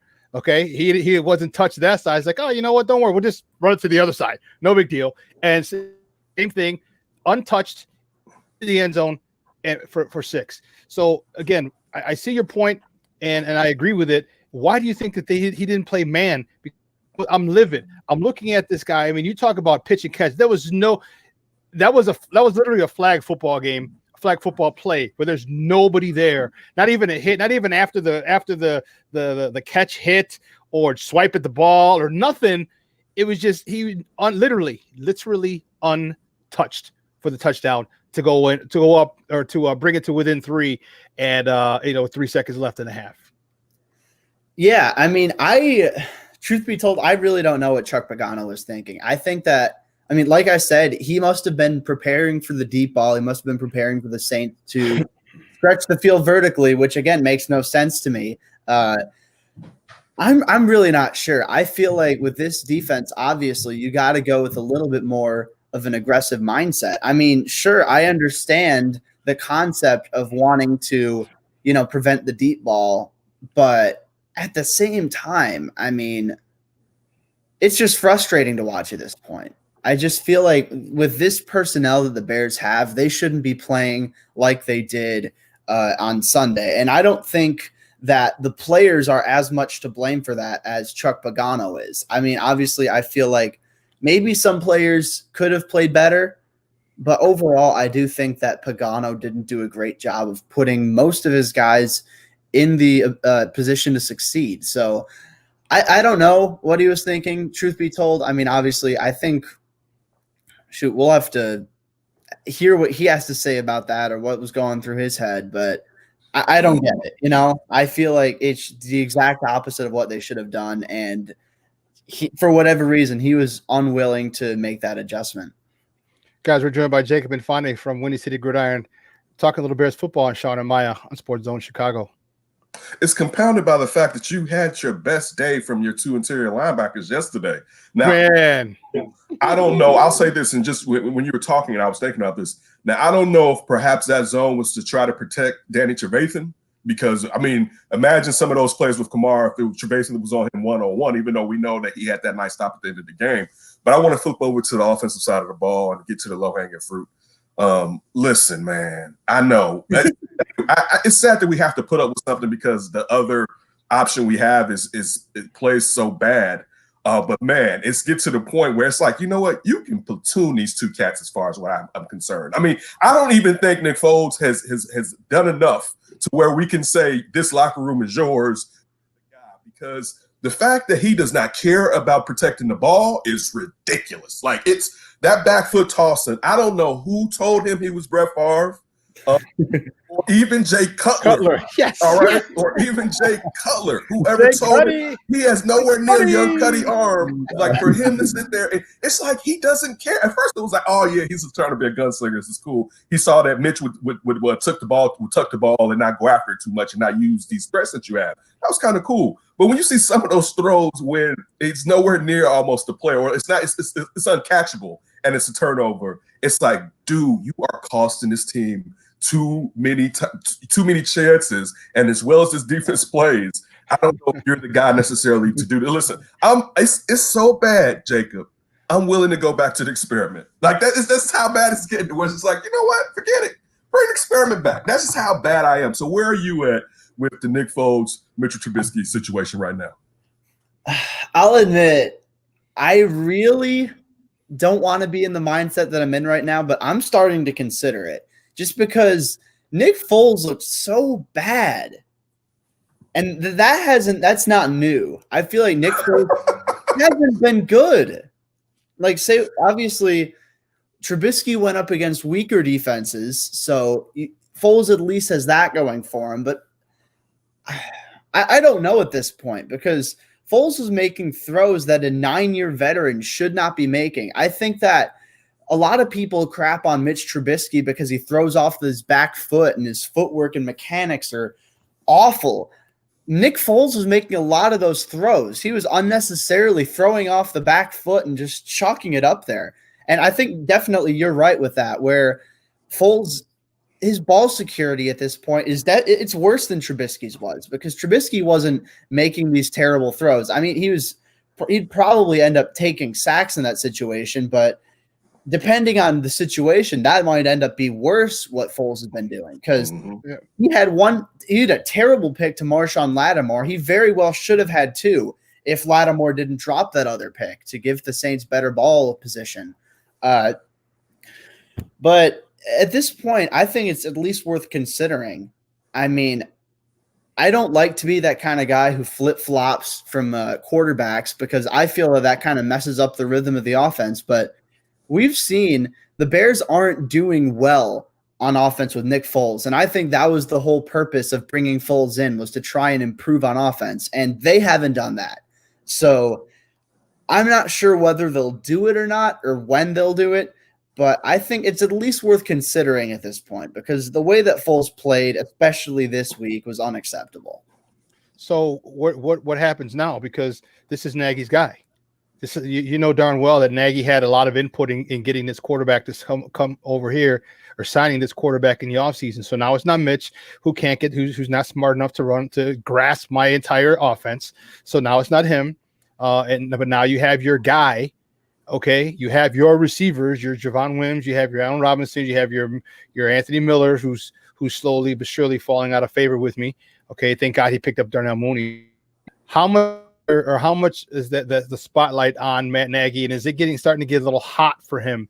Because these are all of his moves. No Harry Heastand, no more Mark Helfrich. everything is now squarely on the shoulders, and everything's looking. There's literally an interrogation light right on Matt Nagy. Yeah, I don't think that his job is in any danger for this year. I think that the Bears ownership is going to give him at least another year to work things out. I'm convinced the Bears want to give Nagy and Pace the opportunity to draft another QB. Whether that's the right move, I know. Whether that's the right move, you can debate that. But that's what I think that's what I think the Bears ownership want. But truth be told, I think that if the Bears miss the playoffs this year, then I would definitely consider firing Nagy. I don't think the ownership would, but I think at this point the Bears are underperforming. And sure, the quarterback play hasn't been nearly as good, but the way I see it is Matt Nagy is supposed to be an offensive mastermind, and this offense has been terrible. I think you bring in all these new guys like Bill Lazor, John DeFilippo, you got Dave Ragone as the passing game coordinator to try and be, new and groundbreaking in their offensive plays. We're not seeing it.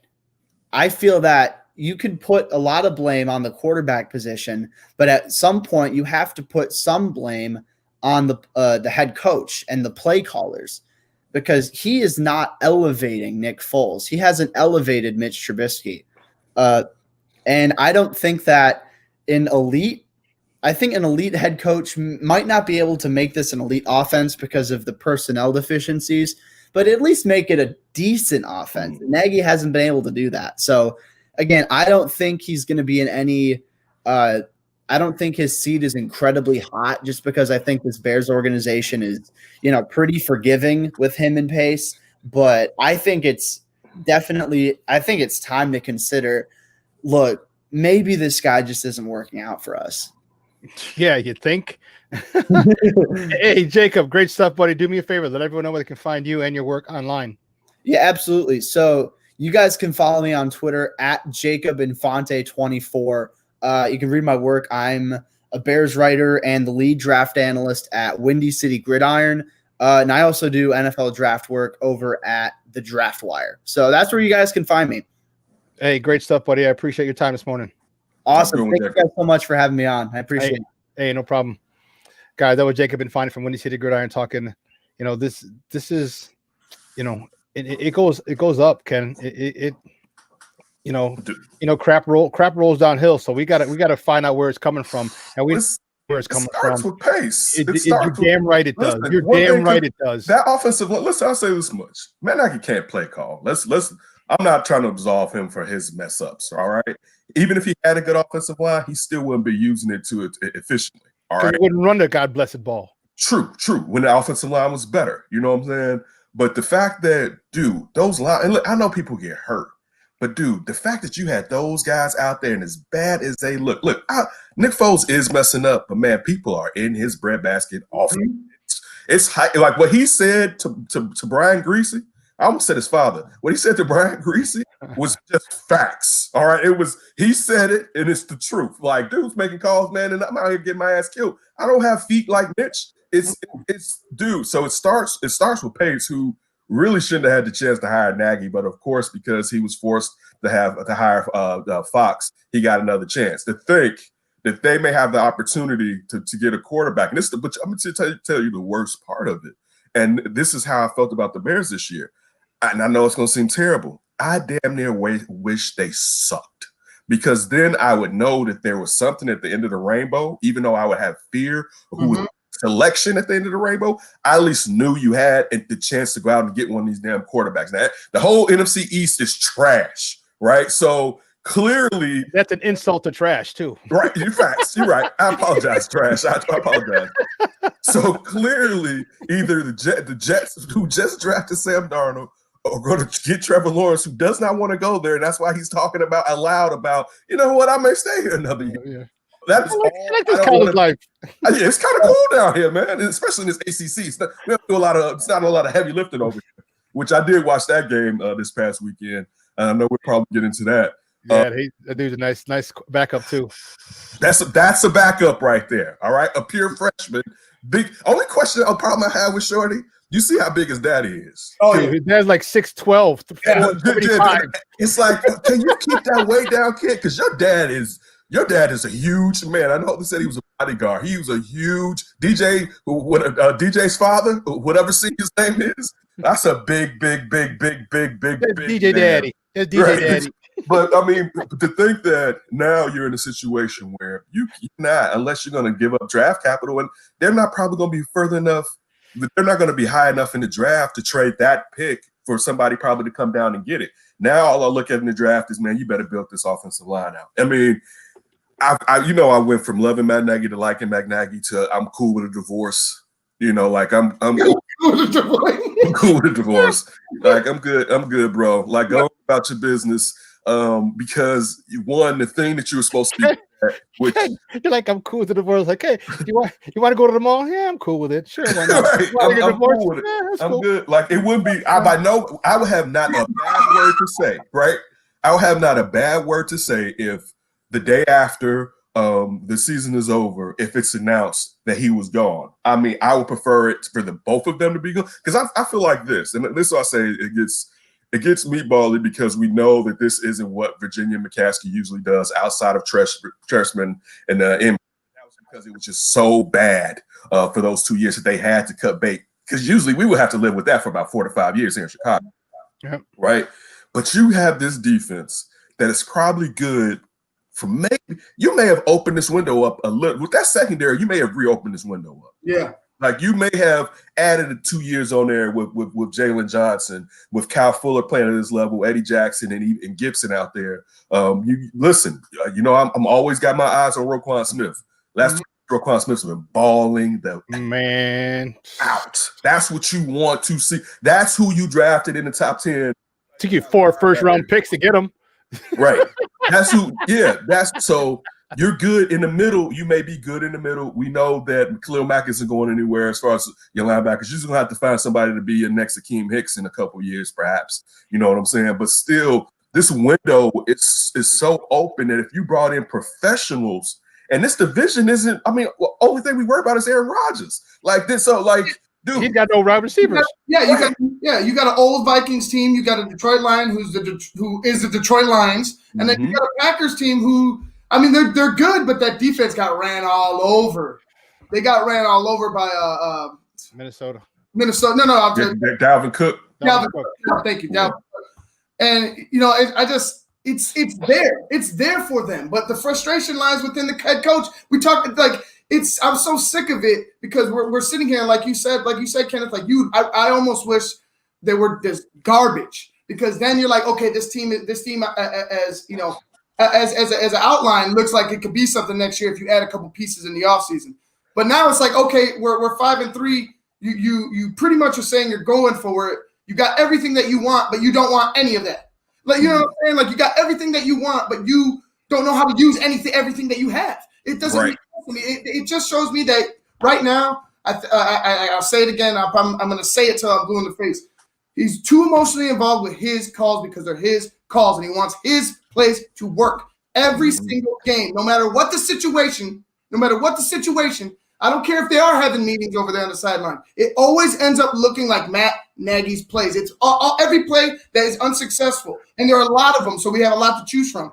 They all have Matt Nagy his fingerprints all over them. They're not Bill Lazor's plays. They're not his play call. Those are Matt Nagy plays because we've seen it consistently, and it's sickening because he talks about they talk like they're selfless, but it's more or less like they're selfish because they refuse to relinquish the reins. He refuses to relinquish the reins. He refuses to just take the blame instead of being like, oh, well, let's look at the positives. All right, we've seen all the positives. We know what the positives look like, but those negatives will outweigh the positives when it gets down to the deep part of the season and in the playoffs. If you make the playoffs.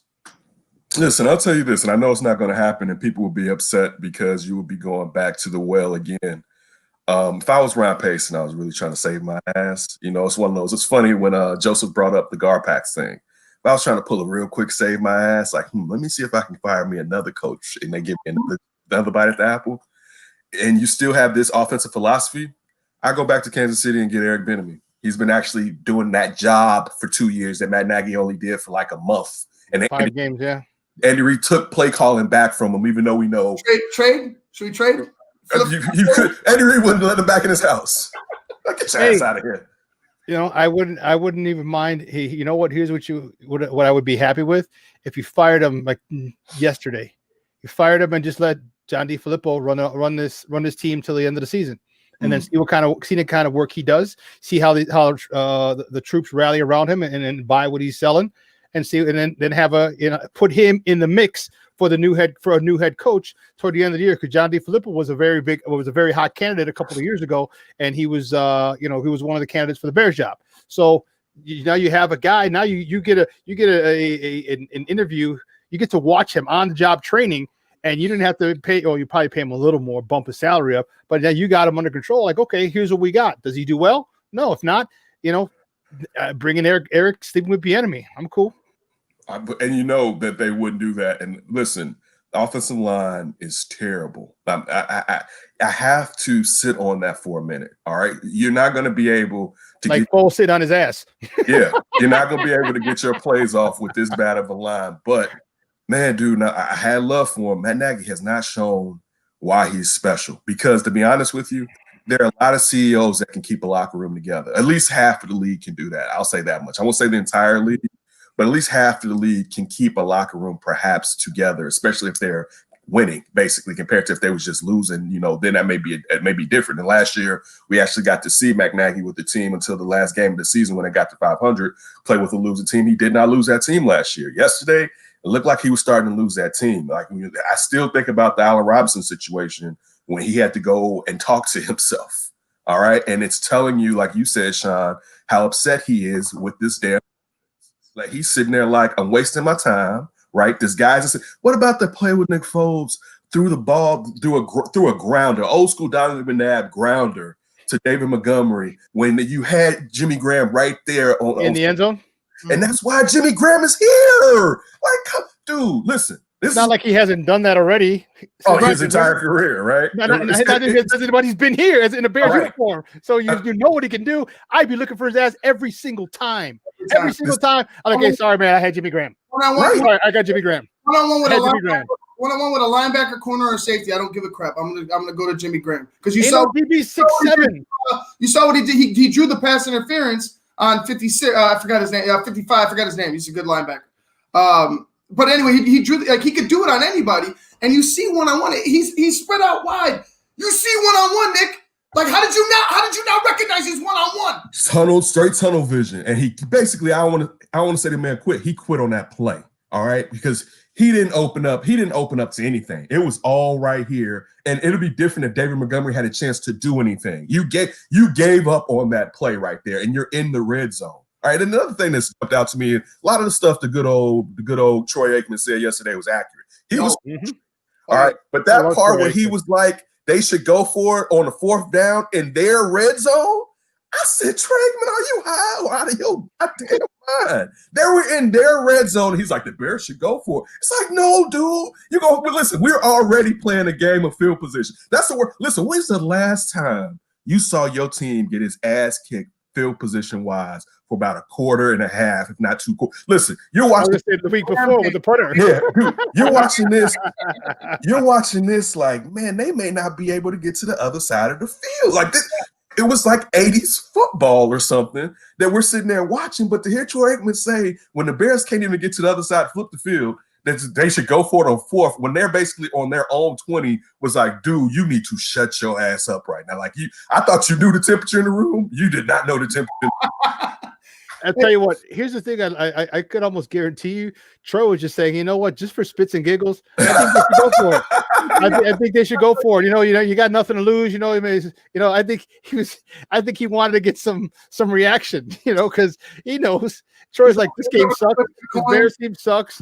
They're going to be better. I thought Matt Nagy was going to be better. I thought Nick Foles was going to be better. See, and here's the thing. Like, you look at Tom Brady, and I know it's tough to compare anyone to the GOAT, okay? But there's certain things that he did well. Mm-hmm. And whenever there was a mismatch, or a matchup that he had the advantage on, which is a mismatch, he exploited it, okay? It didn't matter if it connected or not. He was going to. How many times did he go to Randy Moss in that undefeated season? What, 76? You know what I'm saying? It's like, listen, my receiver is better than your DB, and I'm gonna, same with Gronk. Bingo. Same with Edelman. And that's the thing is like, okay, Foles, you have a guy. So we don't know what happened in the Wims, but you got two guys. You have Allen Robinson and you have Jimmy Graham right now. Those guys will go up and get it. They will go get it. My two receivers are better than your two DBs. I'll stick with I would go Jimmy Graham first because he's 6'7". Okay. Ain't no 6'7" DBs in the league. Very few 6'3" DBs in the league. Okay. So you put him out there, you're going to put a safety on him? Come on, man. You're going to put a corner on him? Come on, man. You're going to put a linebacker on him? Come on, man. So I'm looking at Jimmy Graham first. Then I'm looking at Allen Robinson. Those are my two. And then I'm looking for Miller or Darnell Mooney jetting across the field, running away from people, get it to them so they can turn it up and go. That's my progression in the red zone. That's my progression. Sorry. Hey, everybody, sit your ass down. All your wide receivers. Here's the progression in the red zone. Graham, Robinson, fast guys. And then Montgomery, you're last. You're my safety valve. That's my progression. If you don't like it, you can sit on the bench. You can talk to Coach Nagy. That's my progression. I need to score. We need to score, and that gives us the best chance to score. Graham, Robinson, small guys, the safety valve. And not running a draw out of the shotgun, when you're at the goal line. Ooh, I know. You know what? And it kills me, Ken. It kills me, Ken, because he's like, there's certain times where I'm like, oh, this is a great time for a draw, and he won't run the draw. And then you want to run it. You want to run it right after you ran it right in the same spot, right to the same area the play before. Listen, dude, we all know the easiest way to score on the goal line is with the quarterback sneak. And I'm not talking about from the effing shotgun. If you can't get enough, if your offensive lineman can't get enough leverage, all right, to just push enough for your quarterback to do this, and you think they're going to be able to hold a block from a guy in shotgun, all right? You think they're going to be able, they can't do it after the initial hike if he was right behind the center, and you think that he's going to be able to do this 7 yards back? Listen, when I saw that, I said, oh my goodness. Listen, before that play happened, I said, oh, it's a quarterback sneak, right? Play happened, I said, it's a quarterback sneak. He was in shotgun. I said, oh, okay, I guess. I was like, we haven't been passing that well, but I guess that's what we're doing. When he took it for a draw, I said, I cannot believe it. Like, dude, I don't know what you're doing. I don't know how. Listen, that stuff Matt Nagy is smoking, man, he has to get it from the West Coast. I must say that. Ken, all he had to do was, ready, hype, go gadget arm. That's it. Boom. And now listen, I know you had Mustafa. I know you had Mustafa there, so maybe you didn't feel you could pull it off. But you know what you don't do in that right there at that point? You don't run a draw like that. That made no. I'd rather you guys to sit there, put in McCole Clement at fullback and David Montgomery and wasted 3 downs and never got in there. Bingo. Right? I'd rather you bingo. had done that than a draw at that point. And yeah, if they would have done it, ran 3 times, I'd be like, they could have passed it once. But I would rather you done something than a QB draw with Nick Foles, how that front was playing against your team yesterday. That made you wasted a day. Like listen, I said this before. It'd be different if the Bears scored 30-something odd points a game with these turnovers that Nick Foles gets. Because you're like, you know what? This is just how we living, baby. We're scoring so much. Give them some because we're scoring. Dude, you can't score. So any opportunity during the red zone, you have to use it as a premium opportunity. You can't sit in the red zone and be like, we're going to be back here. That is not you. Go ahead, Al. Ken, here's the stat, and I saw it yesterday. The Saints were the worst, the dead last in defensive red, stopping people from getting in the red. They're like 80-something%. They're dead last in stopping in defensive red zone, right? Dead last. You could you're telling me you couldn't figure out a way to get it in there better than that? Better than that? You telling me you with a long run after that long run of David Montgomery, you're telling me you couldn't find the end zone again? We're trading field goals we're getting field goals instead of touchdowns. That's not what we bought into. That's not what you came here and sold to us. Touchdowns over field goals, and you still settle for field goals over touchdowns consistently. See, the bottom line is that we don't the inability to first identify the coverage, and two, realize what needs to be done to defeat the coverage. So if you're, and I said it earlier, so if you're in man, Jimmy Graham had like a 6-yard, 8-yard hook. Why do you have a hook in man? Okay, if unless you're on the goal line and you're going to post somebody up, okay, or if it's for a first down, okay, cool. But get your big ass out there and run away from him. All right, and I said it before. Give him a hard step outside, club him on the inside, swim him, and now put him in trail technique. And now all I got to do is this. Anthony Miller, same thing. Just get it to him on the go. And the one thing that I don't like is that a lot of times, especially when they have guys clear out and you have guys running shallow crosses, I want them to gain depth as they're running across the field. I was just going to say this, Shawn. Because there's so many times. How many times where it's 3rd and 4 and we get tackled for a 3-yard gain? It's like if you gain depth, and there was one play, I don't know if it was Mooney or if it was Anthony Miller. I want to say it's Anthony Miller, but I'm not positive. Or he had to do it in perfect, and Nick put it on a rope right to him, but the guy was right behind him, and he made a tackle, and it forced a punt. There was nobody running to that sideline. If you put some air under it and you throw it to the first down marker, so as he's running across, now he just has to peel and fade to go get that ball. That's a phenomenal quarterback who throws your receiver open. Well, we know that's not this guy. That's not this guy. I want to know too, are the slants pulled from this playbook? Especially when you got these big bodies or speedsters. You know what I'm saying? 'Cause I'm going along with what you're saying about depth. You know what I'm saying? Not just the shallow cross. I'm talking about like some hard slants. Like if that man gets across that man's face, like DJ Metcalf slant. Yeah, it's like hit him. Like just rudimentary football, right? Just rudimentary football. Spread them out. Who's got the weakest guy on them? All right, here we go. Let's go. Like it's just, dude, it's so frustrating because there's no joy in it. And listen, before they lost the last 2 games, there's been no joy in it. You've been sitting there this whole time and like, man, my team's about to pull it out. And you knew, like, when they scored that touchdown, you said, oh, ish. And I still thought, like, man, that's 3 points. The Bears can go get that, right? I mean, when they force overtime, I'm going to give them some props, too. Force overtime. But then you're ineptitude, and that comes from the head coach. But, man, that damn offensive line made me want to cry right now. You know what I'm saying? Like, and because it's been bad. It just finally it came home to roost. It's been terrible. It's been abysmal. And you did nothing this whole time. Dude, you should have been challenging these guys. There should have been a swing tackle here that was always a risk of taking somebody's job. And you know what would have happened? We would have been lucky enough to have him. Even if he didn't take someone's job, he could have filled in for Bobby Massey when Bobby Massey got him. Go ahead. I'm okay with the guys that they had in there. That just goes to show you why the hell weren't they getting work in earlier in the year? Because I liked Mustafa. Okay, I like Spriggs. And yeah, Spriggs got beat by Cameron Jordan. Yeah, but Jordan's an all-pro. Cameron's an all-pro, and he does that to a lot of people. But Coward, get him out. Yeah, and so like, and I haven't seen enough of Mustafa or Spriggs to really know. But here's how you know, Ken. How many times did you hear Mustafa's name? You know what? I'll tell you this. Sometimes it's hard to know what the assignment is of the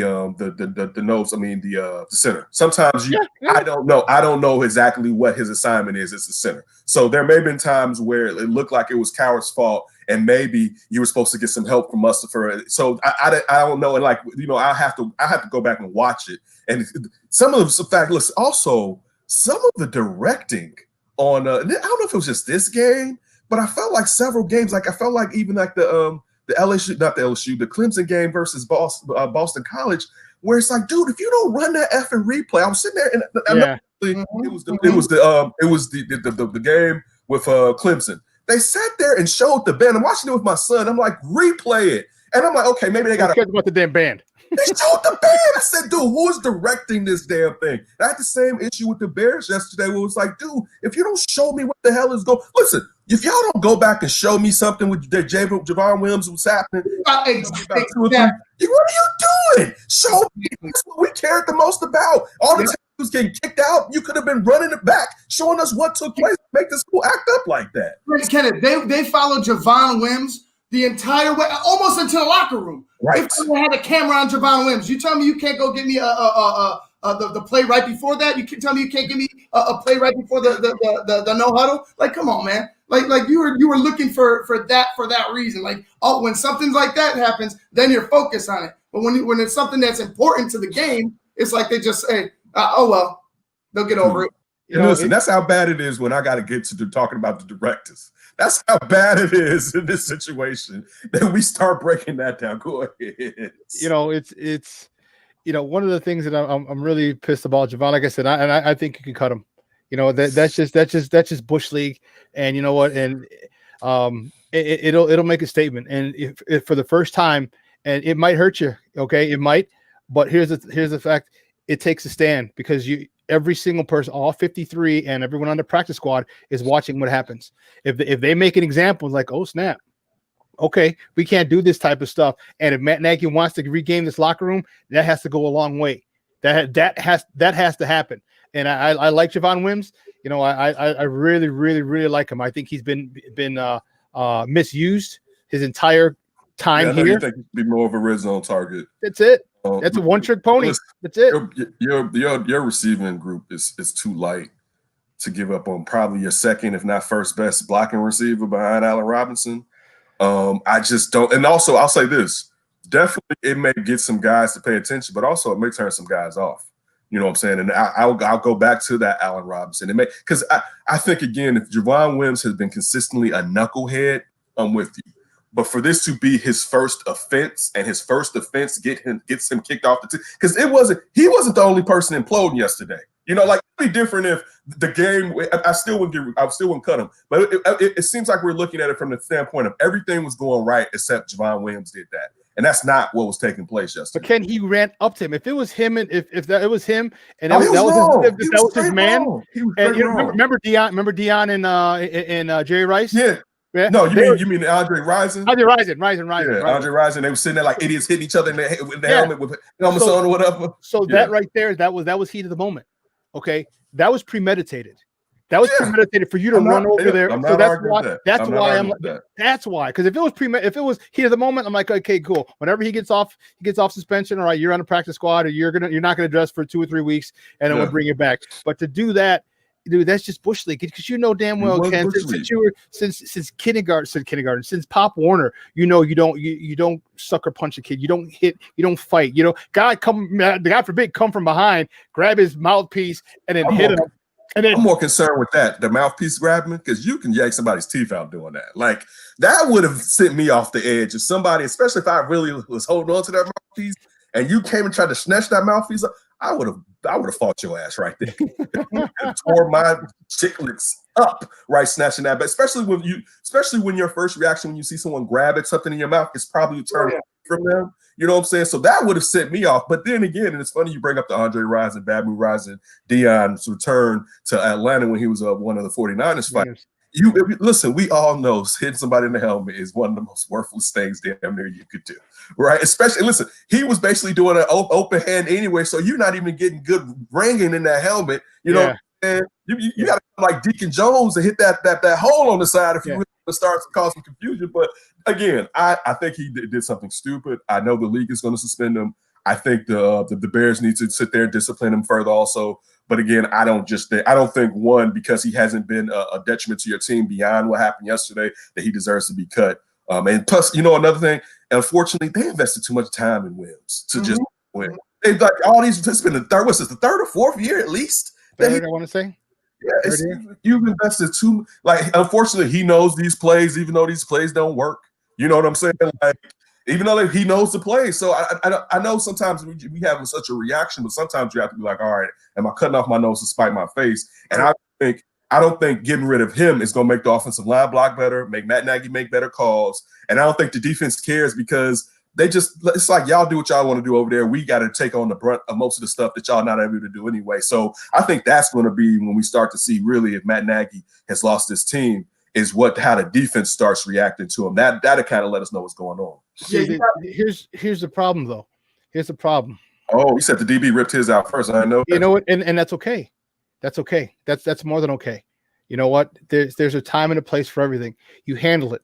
Okay. This is where when you handle it between the whistles. Okay. When you get to go block it, you put your face mask on his God blessed knee. Okay. You put your face mask in his nuts. Okay. And then you get up and then you talk smack to him and say, don't do that ish again. Okay. There's ways to handle things on the football field. Hit my nuts, not my knee. Yeah. Hey. In my career.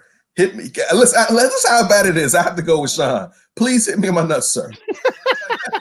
Because he wants to blow knees out, right? Like, please do not blow out my knee. I apologize for whatever transgression I caused you. Do not risk it. But this is what I'm talking about. If you're trying to defend your teammate, then there's things that you do. Okay, hit him in the nuts. You hit him in this. If go straight for his knee, because make sure he sees it. He sees it coming, because then he's gonna jump and he's gonna be mad and be like, don't do that again. There's different things you can do. I told in a rub. You catch him in a rub. Go back to Nick Foles. Like, you know what? Whoever he's gonna D up on, I'm gonna rub him. And then when I come over to rub him, I pop, right? Pop. Like, yeah, pop, right? What if he ripped his mouth off and hit him in the nuts?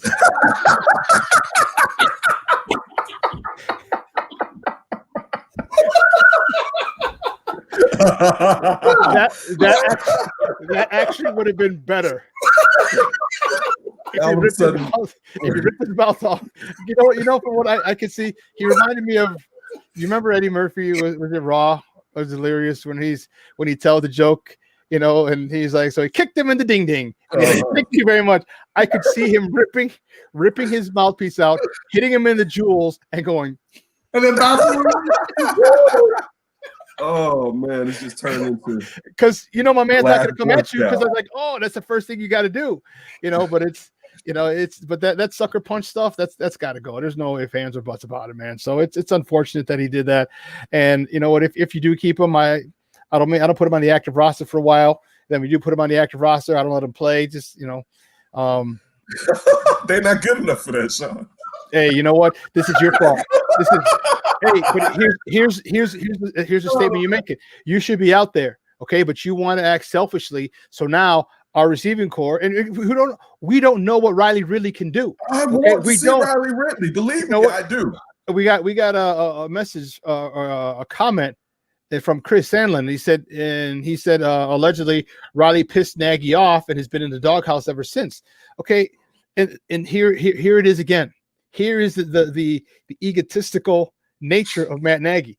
If this guy can help you win, put him in. Mm-hmm. It's like if the glove don't fit, you can't quit. You must have quit. If he can help you win, put him in. You know what I'm saying? Put my man in.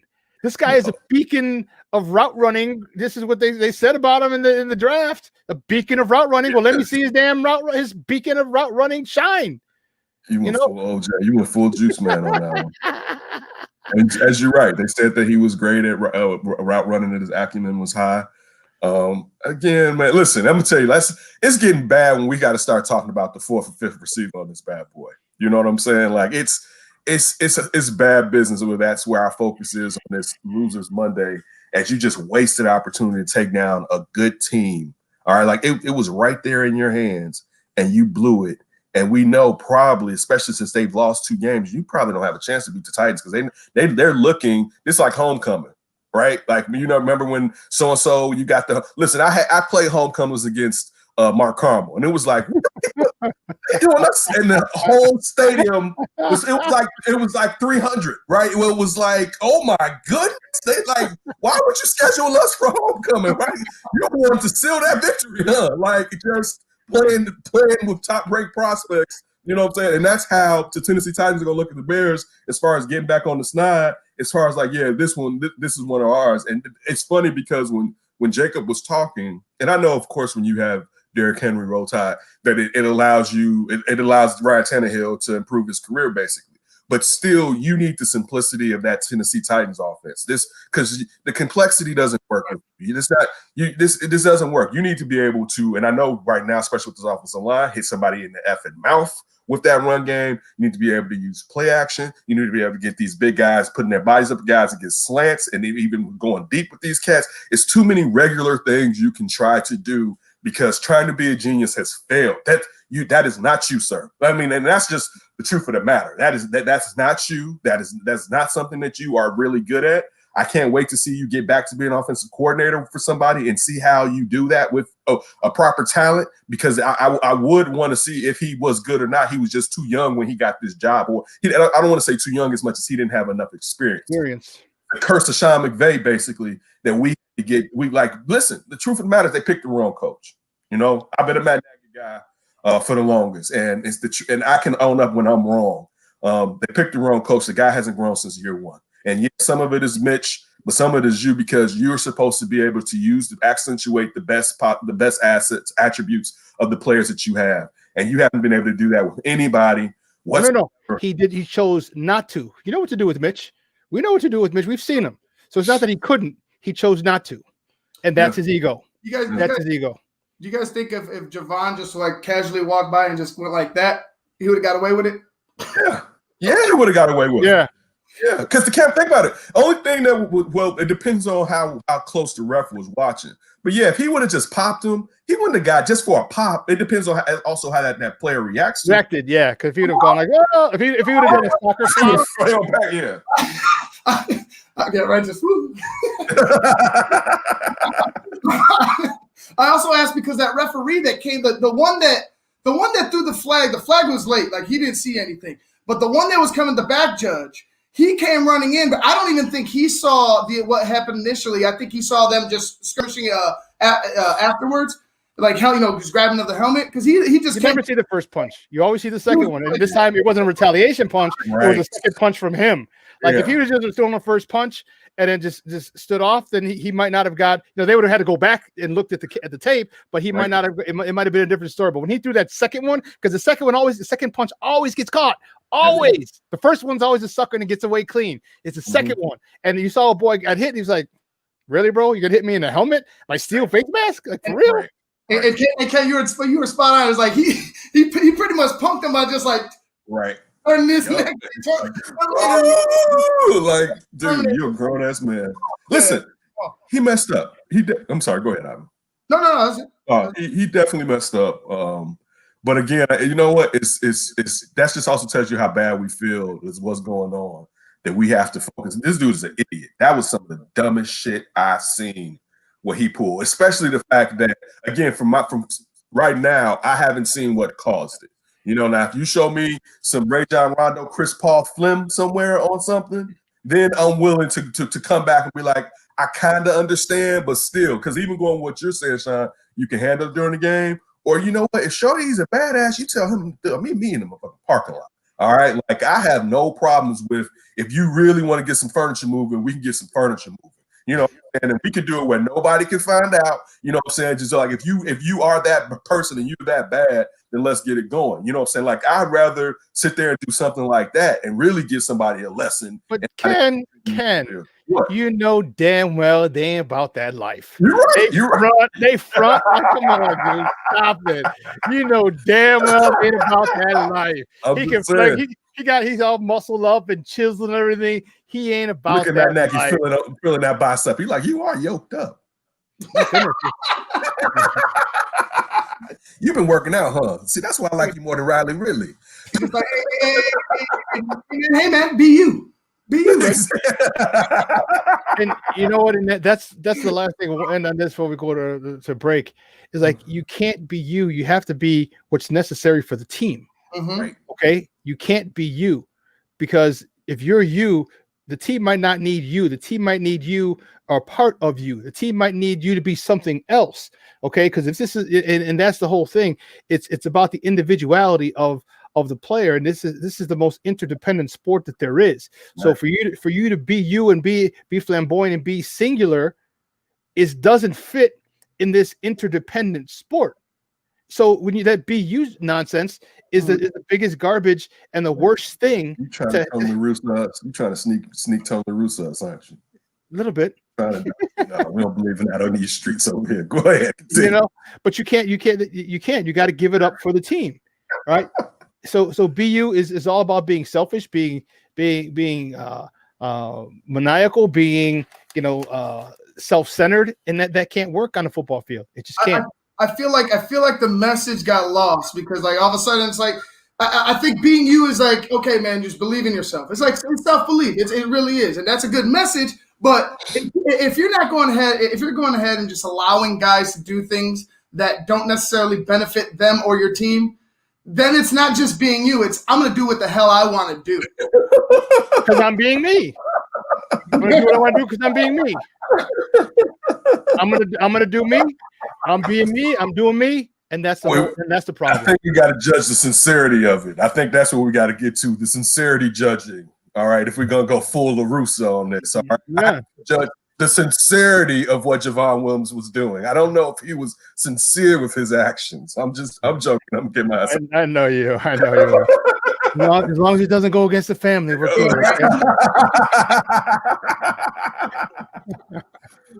Hey, Ken, great stuff, Papa. I will see you later this week, man. Thanks a lot. Hey, let everyone know where they can find you online. That's Davis. Also, make sure you follow, check out that Davis show and the Flipping Friends. We will entertain you and provide you with some sports information. But you guys have a terrific week. I'll see you on Friday. Hey, it's gonna be a nice weather this week. Starting tomorrow, it's gonna be 60s, maybe hit a 70. What? Maybe I have to get outside and do a few things. Yeah, ride a bike. Take a walk. I told Mom, I was like, we walking all week except Monday. Right. I said Tuesday through Saturday, we're walking. So you better get your walking shoes on. Tell us, man, get out there. But y'all have a good one, bro. All right, man. Take care. All right, guys. That was Ken Davis from That Davis Show. And we're going to take a quick break. On the other side of the break, we're going to have more sports conversations. So don't go anywhere. Keep it locked right here. Shawn and Maya on SportsZone Chicago.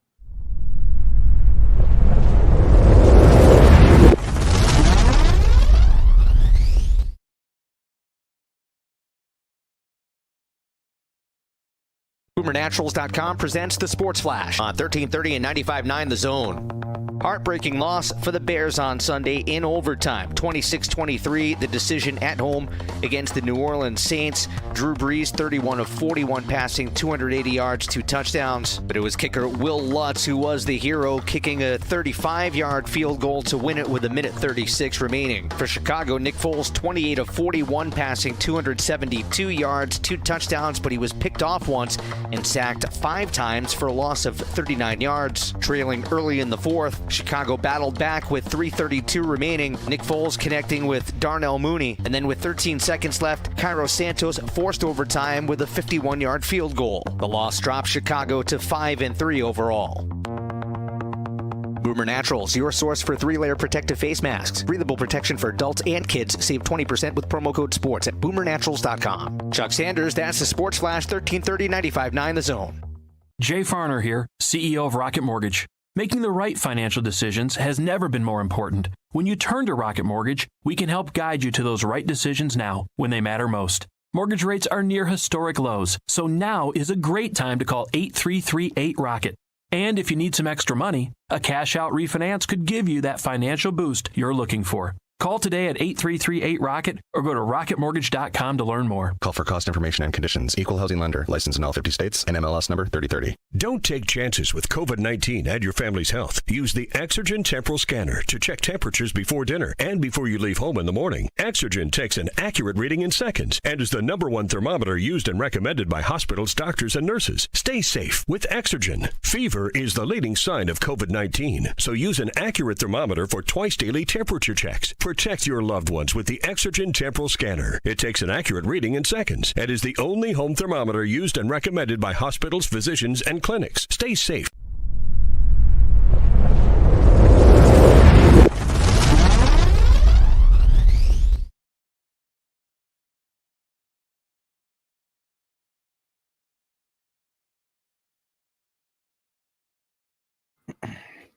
Welcome back to Shawn and Maya on SportsZone Chicago. Listen, this just came in literally like 25, 30 seconds ago.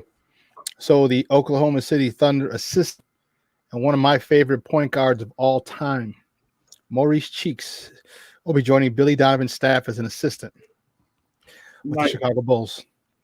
I am fired the freak up. We'll definitely get credentials for that. I can't wait to interview him, because Dude, I loved the Sixers back in the 80s with Dr. J and with Moses Malone. This is a little before your time, I might be, Ivan. Oh, yeah. Moses Malone said he said fo. He's going to win four. They're going to win the series in 4 games. They lost 1 in there. And that was the Andrew. It was Mo Cheeks was the point guard number 10. Andrew Toney was the off guard number 22. Bobby Jones was 24. Caldwell Jones, I can't remember his name, his number. Moses Malone was number 2, and who's the other person? But I actually wore number 10 playing basketball because I was in love with Mo Cheeks. I just loved his game. And he's from Chicago. Mo's from Chicago. So it'll be good to have him back home. And this is according to Shams Charania, who just reported on Twitter a few minutes ago that Mo Cheeks, Chicago's very own Mo Cheeks, will be back on Billy Donovan's staff coaching the Bulls next year. So that's good stuff. Yeah, I like it. You get another, you get a former head coach, a veteran, a NBA champion. I mean, you need to add championship pedigree any way possible to that team. So I like it. You have another voice. You have another smart basketball voice right next to your head coach. And I mean, what could go wrong there? Yeah, you're talking about an NBA champion, the guy who ran the point guard position very well in his day. And I mean, you got guys. So you got Billy Donovan, you got Mo Cheeks. So if this doesn't help Kobe White, Zach LaVine in facilitating, then nothing will. You got 2 guys who were great at what they did. Mo was more of a facilitator. Billy the Kid was more of a gunner. My guy Hirsch. What up, Hershey boy? Good stuff. Mo Cheeks. Yeah. And Billy Donovan was the gunner from Providence. Like, man, and that was right after the 3-point line was instituted in college, and that's how they got to the Final Four. That's like bump it. Mm-hmm. We don't have the athletes, we don't have the talent of these other schools, so we're just gonna hit threes from out here. Right. And you got to come guard us. And if you come out too far, we're gonna go past you, hit a mid-range jumper, short shot, pull up, hit it off the glass. But that was obviously way before people knew how to use the 3-point line and attack via the 3-point line. And Providence was one of the Rick Pitino. He was a man. Mm-hmm. He that was their MO, and it worked. It worked well. Got them to the Final Four. So that was the heyday of the Big East back in the day. Let me tell you something. Those were the days when the Big East was the Big East, and we're talking St. John's.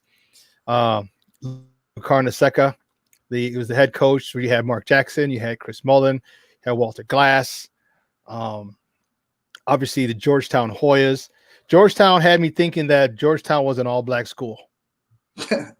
No, yeah. I remember us talking about this. I believed it too. Back in the day when I was a little shorty, I believed it. I was like, man, it's like, is this at all? I really thought it was an HBCU. I truthfully thought that. I was like, man, it's the basketball team, the head coach, John Thompson, to the players. It was just, and they're winning and they were dominating. Yep. And then they had the Terminators too. Dude, remember? Oh man, I never had a pair of those Terminators, and if I could find those, I would buy those in a heartbeat. The Terminators, remember Arnold Schwarzenegger wore them in the movie, but they had the blue and the grayish. It had Nike in the back heel. Dude, those were the bomb shoes. You had Patrick Ewing, Jimmy Black, and then you had David Wingate, Alonzo Mourning, Allen Iverson came along a little later. Dikembe Mutombo, that was just a slew of big men coming out. Even Othello Harrington was a really big guy coming out of high school, although he wasn't 7 feet. And then you go, so we had St. John's. They had the Cuse. So let's not forget Sherman Douglas, Derek Coleman, and Providence, like the Big East, Villanova back in '85 when they won the title with Gary and Dwayne McClain. It was the Big East at its heyday was hands down the best conference I think it was the Big East and then the Big Ten. I don't think the Pac-10, because it was the Pac-10 back then. I don't think they were able to deal. You had UCLA, USC. Not too many other teams out west were powerful. Yeah, those were the Big East back in the day. That was it. That was it. Well, moving on. I was surprised we were supposed to get that, but anyway, my White Sox. My White Sox. I'm still not happy with the move. Okay, but I love my White Sox. I love this team. I really think this team is talented enough to start contending this year. And I don't know how many people this has turned off. I don't know how many free agents this has turned off. When we talked to Scott Merkin the other day, I asked him, I was like, does he have to spend? Because you're not going to ask your quote unquote brother. If he said he's your brother, Reinsdorf said LaRussa's his brother. You're not going to ask him to take over a team and not have everything he needs. And right now he needs a third starter. He needs a legitimate 1, 2, or 3 starter. He needs. So you're going to open up the checkbook for that? I would imagine so. You're going to open up the checkbook for James McCann if McCann wants to stay. I still love what your idea of trading Grandal, because he never did much. He didn't do much for me that warrants him staying. I think we have more than enough boppers in the lineup. Take his bet out isn't really going to hurt. You saw we just declined the option on Edwin Encarnacion, Gio Gonzalez. All right, we picked up Lurie's option. So there's a lot. I can't wait until he makes that signing. So those are the two things that I am adamant that he gets. A number 1, 2, or 3, or a number 3 starter, a legit number 3 starter, and James McCann. I am more than happy with platooning Mazzara and Adam Engel in right field. I'd go Engel. I would too, but you paid him a lot of money. Yeah, and a lot of people aren't going to want to take his contract. Right. So and who knows? Maybe his second year here, he gets a little more comfortable. I mean, we've seen that with tons of athletes. The first year there, they get a big first year wherever. It happened to Jason Hayward. It happened to John Lester. It happens to a lot of people. It happened to Chris Sale. Okay. Well, it happened to Hayward for about 6 years. I'm just kidding. But he's finally broke out of it though. But the first year they usually there's a lot of pressure. There's a lot of pressure, and so now the spotlight is off him, because they're going to be looking at who the number 3 pitcher is and who what James McCann gets if he stays. So the pressure's off him. So now he can just go to work. So these are the things that I'm looking forward to, because first I want to see how we have to, because they canceled Sox Fest, which sucks. They canceled Cubs convention as well.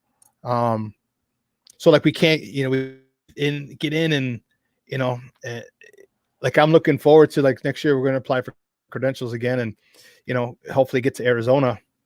But again, how is that going to be? Is it going to be similar, another Zoom situation where we, what I mean? Or we're not going to be in the media room and ask questions there. It's going to be via Zoom again.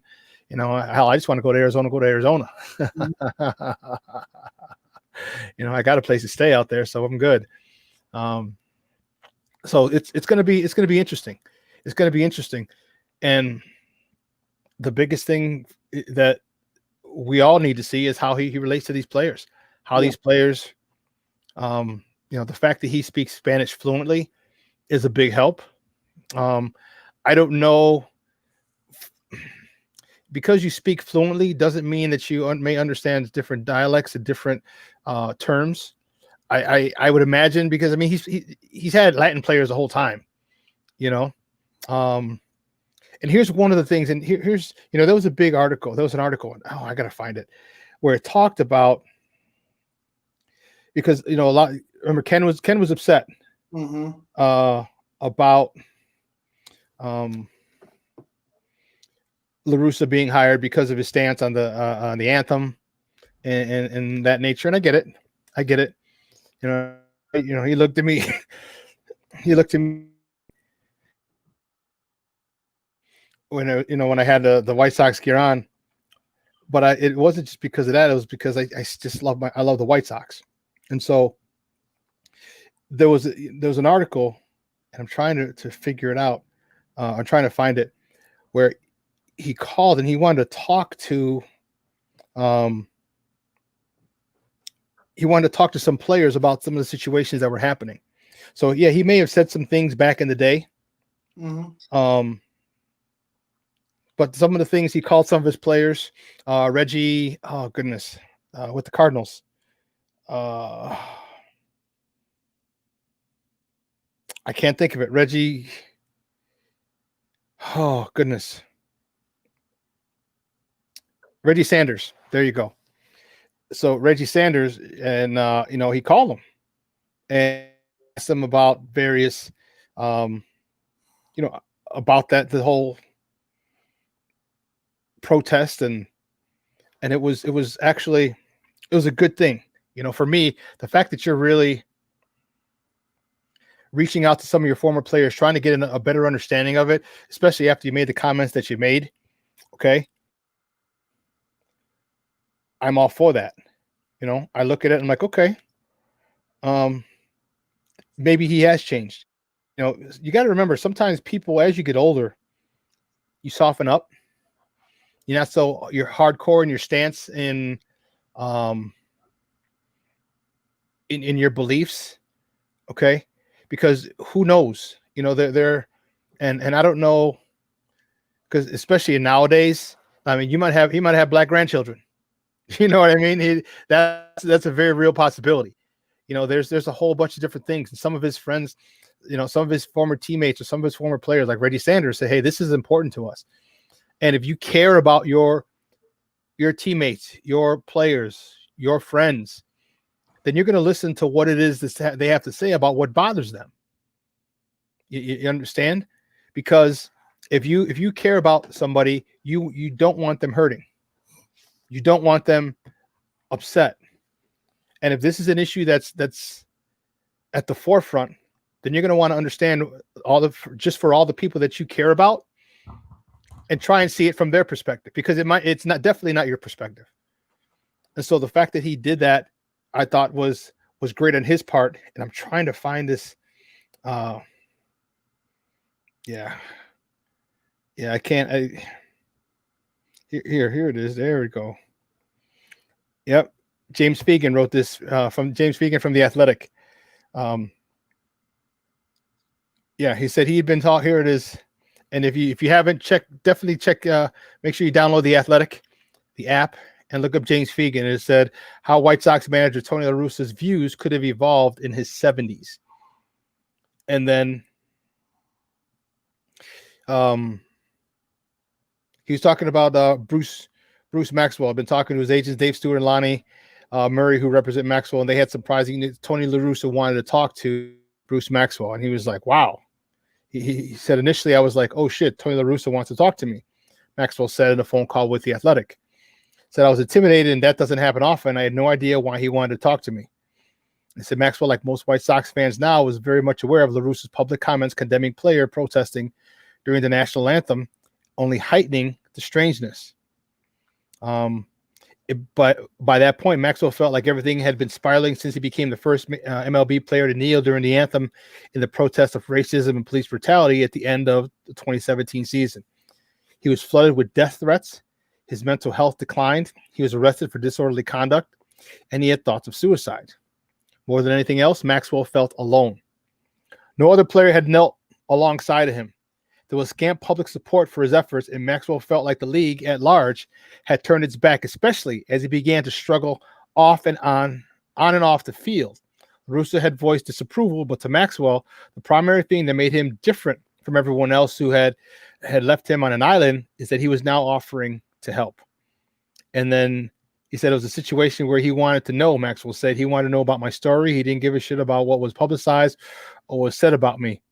And so he actually went to try to figure out what, why he was kneeling and understanding. So, people are, I don't know if you could teach an old dog new tricks, but you may be able to get people to look at it at a different perspective. And you know what, if you can just do that, if you can look at a different perspective, okay, objectively, and not have your own bias in there, not have your own agenda in there, and just say why and understand. Now, you may not agree with it, but if you look at from a perspective objectively and understand why certain things are happening and why people are doing certain things, that's more than half the battle. You may not agree with them, but this is a situation that you're not in. You'll never have to deal with that. All right. The Italians had to deal with stuff way before. People forget history. Mm-hmm. People forget that Italians and Irish, they were persecuted just as bad as blacks. Well, Armenians, like there's so many different types of situations where situations of genocide throughout history where it's like, man, and I'm not trying to like. That's my problem is when people try to compare tragedies. It's like, why are we like they're it's horrific. Like we shouldn't compare them. Right. But to like you're saying about Tony, to stick with Tony, right? There's been so many there's been so many tragedies throughout history, but Tony's like doing a thing where he's like, all right, man, you know what? Let me go ahead. Even though I'm sure he still believes what he believes, but he's like, let me go ahead and speak to him instead of being standoffish. Let me go speak to him and try just to gain a perspective from the source it's himself. That shows he cares. That shows he does care. He does want to learn more or to at least connect with people who are struggling. So for me, looking at it in this light, now that I know that he reached out to Maxwell and was trying to gain a common ground amongst each other. You know what I mean? Like trying to find peace. That perspective that you're talking about. Exactly. Trying to find that common ground. That peace is a plus, and I have no doubt that he's going to connect well with his locker room. I just it's you believe what you believe, but you can't force anybody to if somebody says that this is what you can't really force them to not believe it. You know what I mean? You can't say, what you believe in, what you feel like is completely wrong. You could find understanding in it. Maybe you guys could be like, all right, well, this is the problem here and there. You can lay it all out on the table. But if you don't go out and reach out, if you don't make that initial attempt, you'll never understand what the hell the other person is thinking or going through. Yeah, so here's what Maxwell said. He said, I've had some interaction with some powerful people and some powerful people that are very openly racist. And Tony is definitely not one of those people. I think I educated him on a lot of things that even today the young African Americans go through, even as an athlete and as a big leaguer. So I think I kind of judged a little bit and things he probably already knew, but from a personal standpoint, and so, and again, it's difficult. It's difficult. And you can't expect him to change his views completely because our views come from our experience. Okay. And what we're force fed, it basically is brainwashing and so when you see things a certain way and you're not getting discriminated against and you're not going through certain things and you're not having things you aren't being redlined and you aren't denied loans and you see all these things that some people see because things that other people experience and you don't know about them because they don't go and tell you, oh, well, we're redlining certain people because of the color of their skin. They don't tell you that. So you don't know that. And so it's very easy for people to say, well, like my cousin is one of them and he's a cousin by marriage. He's an Italian guy. And he's like, well, my ancestors, they grew up on the Clare Courts over on I-55 in Cicero in the projects, and they were able to come out. Why can't other people come out? And I'm like, well, there's different, mechanisms in place that they were granted freedoms, and other people weren't. And it's just difficult. So when you see from a different perspective, it helps. And hopefully, with Tony La Russa, I hope that this, his conversation with Reggie Sanders, with Maxwell, I hope they've really opened his eyes, and again, he might just be a little softer and a little more accepting because, what if I don't know? We'll check it out. What if he has black grandchildren? It's a very real possibility. Just because I feel like somebody disagrees doesn't necessarily mean they think you're wrong. You know what I mean? Like maybe Tony, like you said, Tony.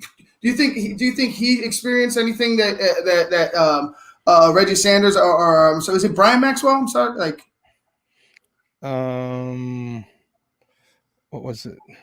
Yeah, Bruce. Maxwell. Bruce.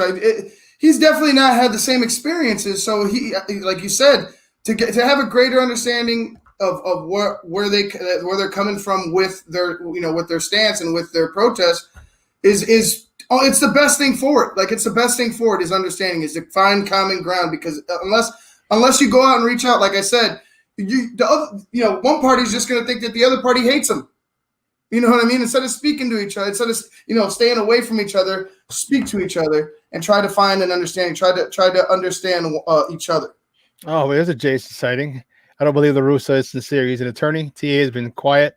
That speaks volumes. It's a bad hire for the team. No, it doesn't speak volumes, because maybe he wants to sit and wait and see and talk with him, because maybe Tim wants to sit and wait and make the decision for himself after he's, you and I both, all of us know, Jason, Ivan, when you sit down and you talk to a person and you look them in the eye and you have a conversation in person, it's a whole different feel than a Zoom call, a whole different feel than a phone call, a whole different feel than a FaceTime.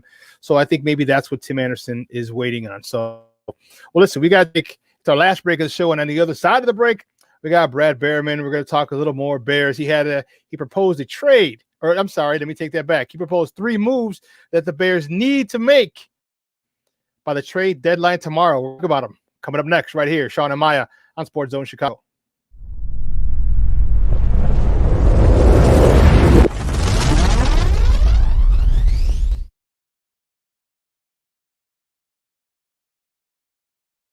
BoomerNaturals.com presents the Sports Flash on 1330 and 95.9 The Zone. Heartbreaking loss for the Bears on Sunday in overtime. 26-23, the decision at home against the New Orleans Saints. Drew Brees, 31 of 41 passing, 280 yards, 2 touchdowns. But it was kicker Will Lutz who was the hero, kicking a 35-yard field goal to win it with 1:36 remaining. For Chicago, Nick Foles, 28 of 41 passing, 272 yards, 2 touchdowns, but he was picked off once and sacked 5 times for a loss of 39 yards. Trailing early in the fourth, Chicago battled back with 3:32 remaining. Nick Foles connecting with Darnell Mooney, and then with 13 seconds left, Cairo Santos forced overtime with a 51-yard field goal. The loss dropped Chicago to 5-3 overall. Boomer Naturals, your source for 3-layer protective face masks. Breathable protection for adults and kids. Save 20% with promo code SPORTS at BoomerNaturals.com. Chuck Sanders, that's the Sports Flash, 1330 95.9 The Zone. Jay Farner here, CEO of Rocket Mortgage. Making the right financial decisions has never been more important. When you turn to Rocket Mortgage, we can help guide you to those right decisions now when they matter most. Mortgage rates are near historic lows, so now is a great time to call 8338-ROCKET. And if you need some extra money, a cash-out refinance could give you that financial boost you're looking for. Call today at 8338-ROCKET or go to rocketmortgage.com to learn more. Call for cost information and conditions. Equal housing lender. Licensed in all 50 states. And MLS number 3030. Don't take chances with COVID-19 and your family's health. Use the Exergen Temporal Scanner to check temperatures before dinner and before you leave home in the morning. Exergen takes an accurate reading in seconds and is the #1 thermometer used and recommended by hospitals, doctors, and nurses. Stay safe with Exergen. Fever is the leading sign of COVID-19, so use an accurate thermometer for twice daily temperature checks. Protect your loved ones with the Exergen Temporal Scanner. It takes an accurate reading in seconds and is the only home thermometer used and recommended by hospitals, physicians, and clinics. Stay safe.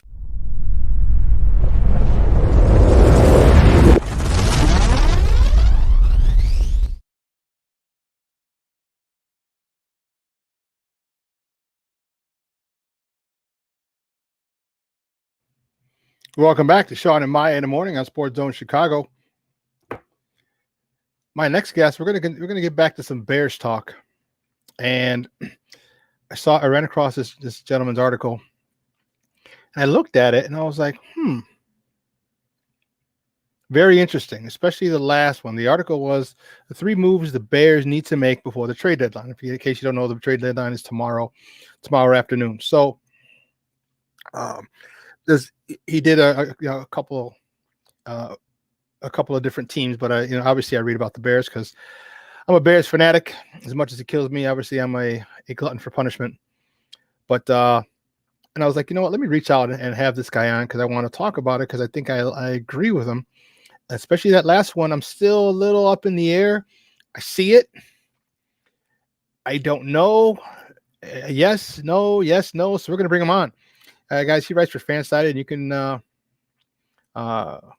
find him on Twitter at Brad Behrman24, if I'm not mistaken. Guys, let's welcome Shawn and Maya for the first time. Brad Behrman. Brad, what's going on, buddy? How are you? Hey, how's it going? Good morning. How are we doing this fine Monday? Good. And I'm also, as a Vikings fan, I'm also a glutton for punishment. Well, they won yesterday, so. Hey, you know what? You did us a favor. You did us a favor, and I was like, oh, and we couldn't help ourselves because we're so inept. Oh man, so I see you're wearing Vikings purple, huh? Yep, So we're in the purple. It's a Victory Monday over here. Up here in Minnesota, it's a Victory Monday, so we'll celebrate today. Okay, I can't argue that because usually I'm decked out in Bears gear after Bears Victory Monday. So okay, I ain't mad at you. I ain't mad at you. Well, you wrote an article. So you write for Fanside, and you wrote an article for Fanside, and you talked about 3 moves that the Bears need to make before the trade deadline, which is tomorrow. Your number 3 move. What was your number 3 move? My number 3 was put Lamar Miller on the 53-man roster. He's a year removed from a knee injury. They got him on the practice squad if Tariq Cohen was out. He's probably up to par in terms of his health of his knee. Whatever practice, takes shape in this COVID environment, he's probably up to par to be able to play. Throw him out there for 10 snaps a game and see what he has. He's been a pretty good running back in the league. And as much as the idea of Cordero Patterson getting the ball in his hands is a good idea, he's not a running back. That should be the number 2 running back. Definitely not. A plan there. I guess as a fantasy owner of David Montgomery, I'm glad they give him a ton of volume. I appreciate the volume of Montgomery's getting, but not a good plan to have nothing behind him. Yeah, and I'm not a big fan of Cordero Patterson either, and maybe it was better if we had better blocking.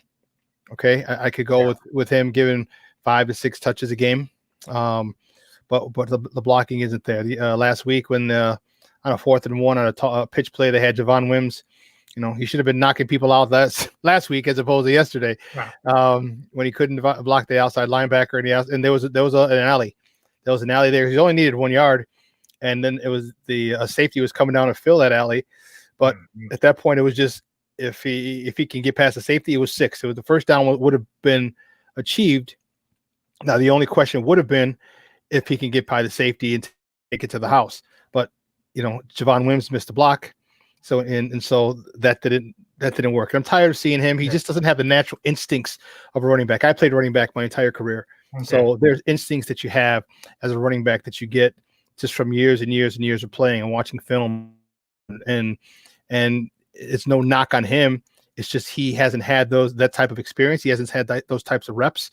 He hasn't been in those types of situations on a consistent basis. And it's just a gimmick. And that's the one thing that we don't like about Nagy here. Is he's gimmicky. He wants to, we call him, he wants to be the smartest man in the room. And the thing about that is, and it was so indicative of what Javon Wims did yesterday. And because I believe, and I don't know how you believe, but I believe the team is a reflection of the coach.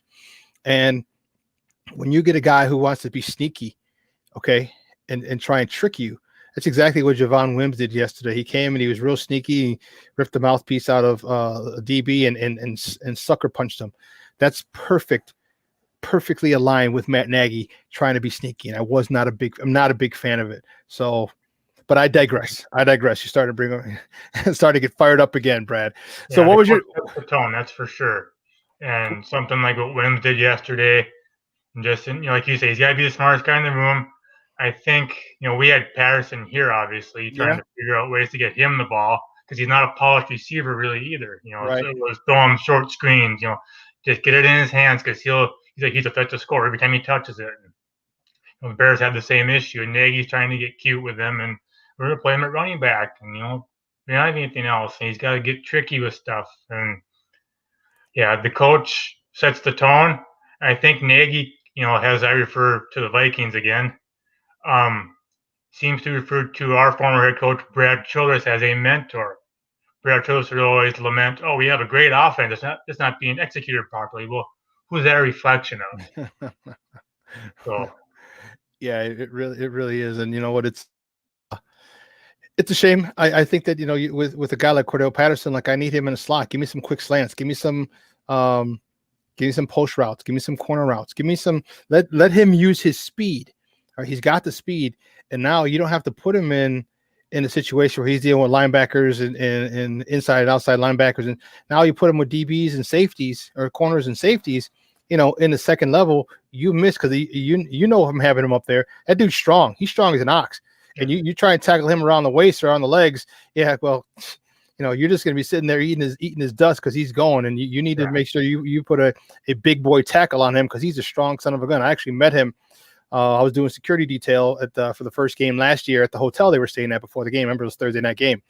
And I was like, damn, that's a solid dude. He's 6'3"-ish and he's solid. So, don't put him in the situation where here's the thing about Nagy, and my producer and I, we say it all the time. He doesn't put players in position to be successful. If you have a wide receiver like that who is strong, put him against guys who aren't as strong as him. It's not that simple. It's not rocket science. But our head coach, again, has to be the smartest guy in the room. Yeah.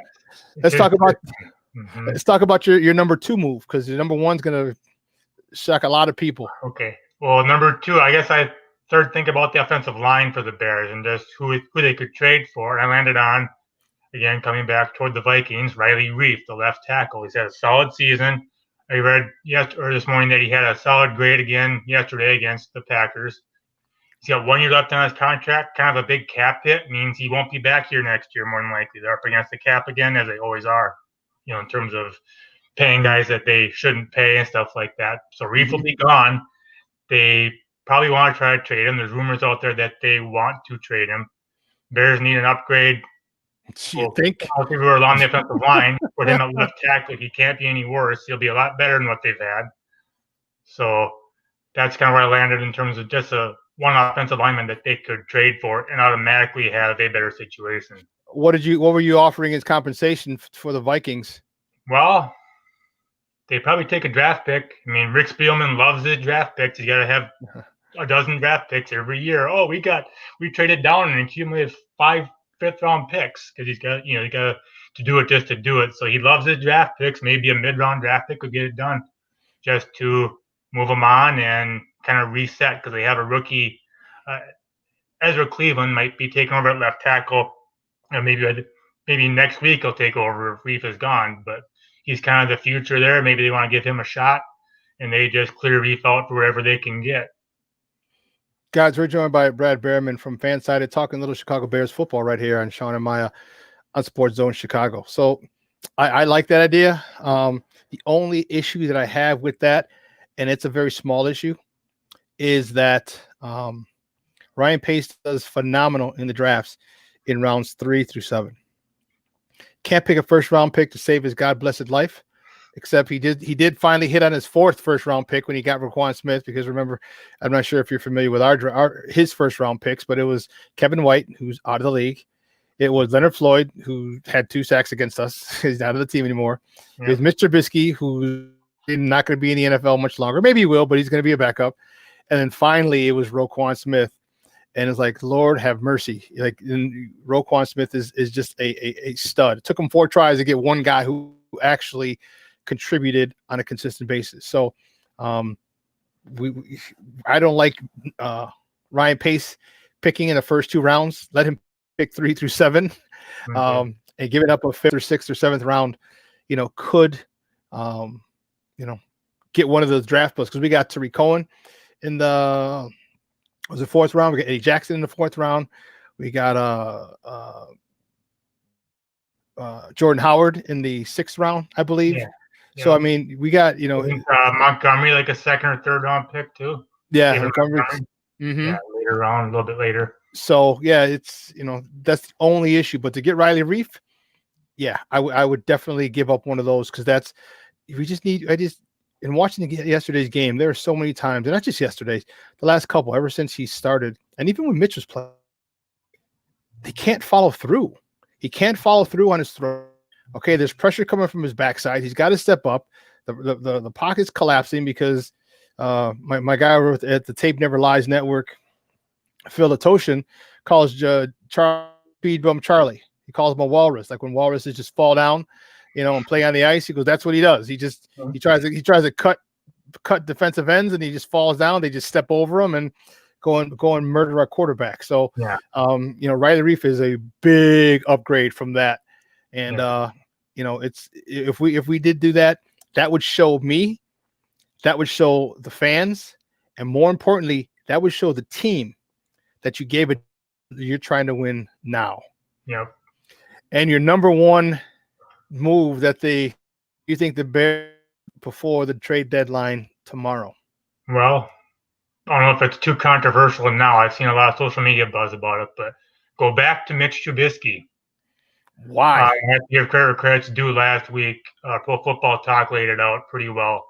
That Foles has been worse than Trubisky. This is going into yesterday. I don't think it got a lot better yesterday. Been worse than Trubisky. The offense as a whole has been a step worse with Foles. Of course, they faced some really good defenses with Foles as starter. The Colts, the Buccaneers, the Rams, and the Saints are no slouches either. So that's a factor. But Trubisky, he can't be any worse than Foles has been. He's got some mobility, add something with his legs. He's got all the flaws he has that we all know, that we've all seen readily. That you're applauding. He just has these short spurts of, he looks like a great quarterback. Come back against the Falcons this year, Super Bowl run at the Eagles a couple years ago, where he looks just great. But he needs, so it could sound like a inside football talk, but he needs design to succeed. He needs pass protection. He needs getting it out of his hands quick enough. He needs design, which of course Nagy likes to think he has, but maybe he doesn't, because he doesn't have all those pieces that he likes to get cute with. He should want to get cute with. But Trubisky can't be any worse. Maybe they need a spark. Maybe he plays a little bit more free because he's just going to be done there this year. He just puts it all out there and says, I have a future elsewhere. I'm going to put this good play on tape. I'm just going to be free reign and take chances and prepare better and maybe just play above his level. And the Bears are in a position where they're not lost. I mean, they're 5-3. Tough game against Tennessee coming, but Trubisky could be a spark, if nothing else, and they can maybe chase the Packers a little bit better and just look like they aren't just kind of stuck in neutral. I follow your logic, because the one thing that the Bears haven't had is the mobility of the quarterback. And you look at the Russell Wilsons, you look at the Patrick Mahomes, you look at the Deshaun Watsons, you look at the Lamar Jacksons, you look at even the Josh Allens, and the Tuas. These guys they're dual threat quarterbacks. They can throw from the pocket, some much better than others. Lamar's still learning. He's not a great pocket passer yet, but you have to keep a spy in. There's no ifs, ands, or buts. You have to take somebody out of that second, and you have to spy the guy, because if not, down every third down.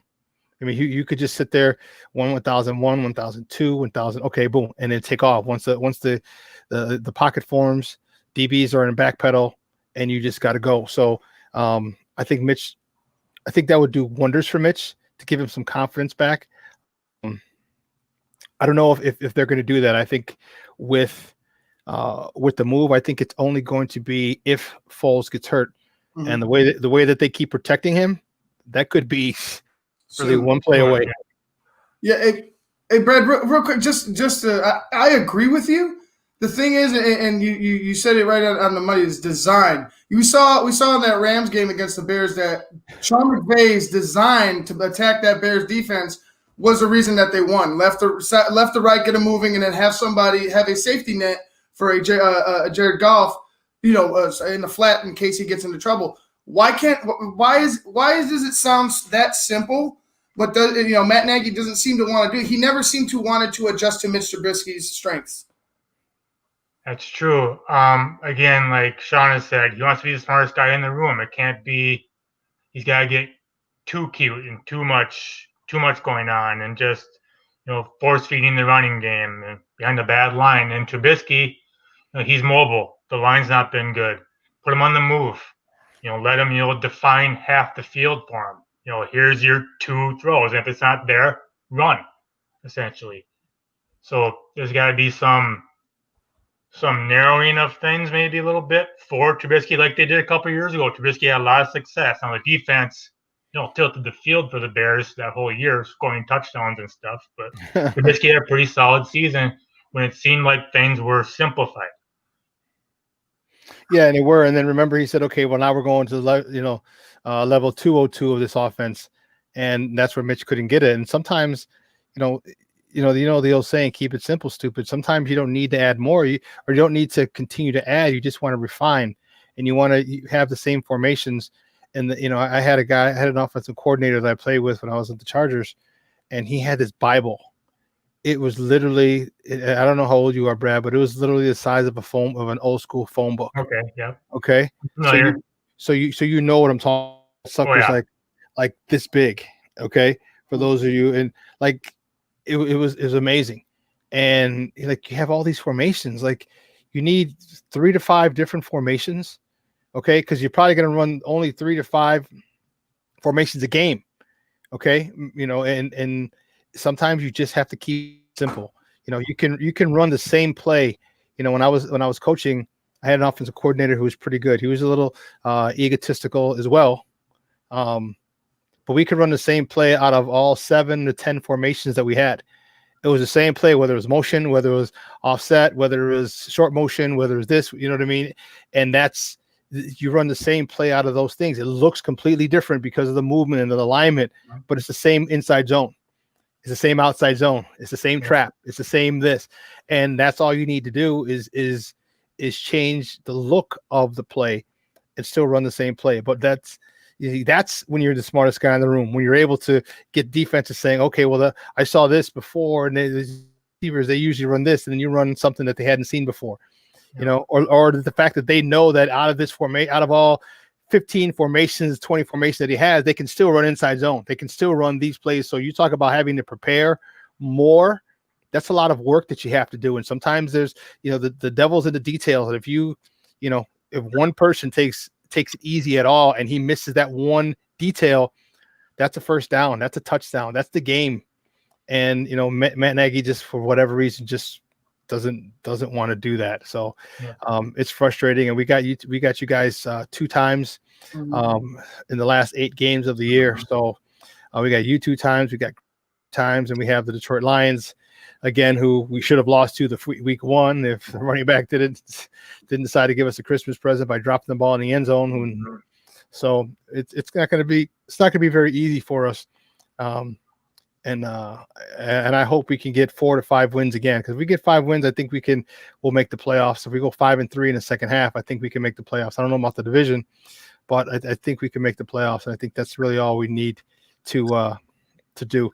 Hey, Brad, great stuff, buddy. I really appreciate your time, but do me a favor, let everyone know where they can find you and your work online. You can find me on fansided.com, usually on the NFL page is where a lot of my work is. You can also find me on Twitter at Brad Behrman, BERREMAN 24. Is there any significance in the 24? Because we had another guy. It's actually my birth date. February 4th? No, July 24th. Oh, okay. It's the full date of my birth date. Dude, that's funny. I'm July 25th. That's nice. Crazy. That's crazy. So you're a Leo. You snuck in the Leos. Yep. Hey, Brad, great stuff, buddy. I appreciate your time, man. We'll be in touch soon. Yep. Thanks for having me. All right, now. Thanks, Brad. Guys, that was Brad Behrman from Fansided talking a little Bears football right here on Shawn and Maya on SportsZone Chicago. And that makes sense. I like the Riley Reef one. You know what? Go. You spent all that money on Khalil Mack. You spent all that money on Akeem Hicks. You spent that money on Robert Quinn.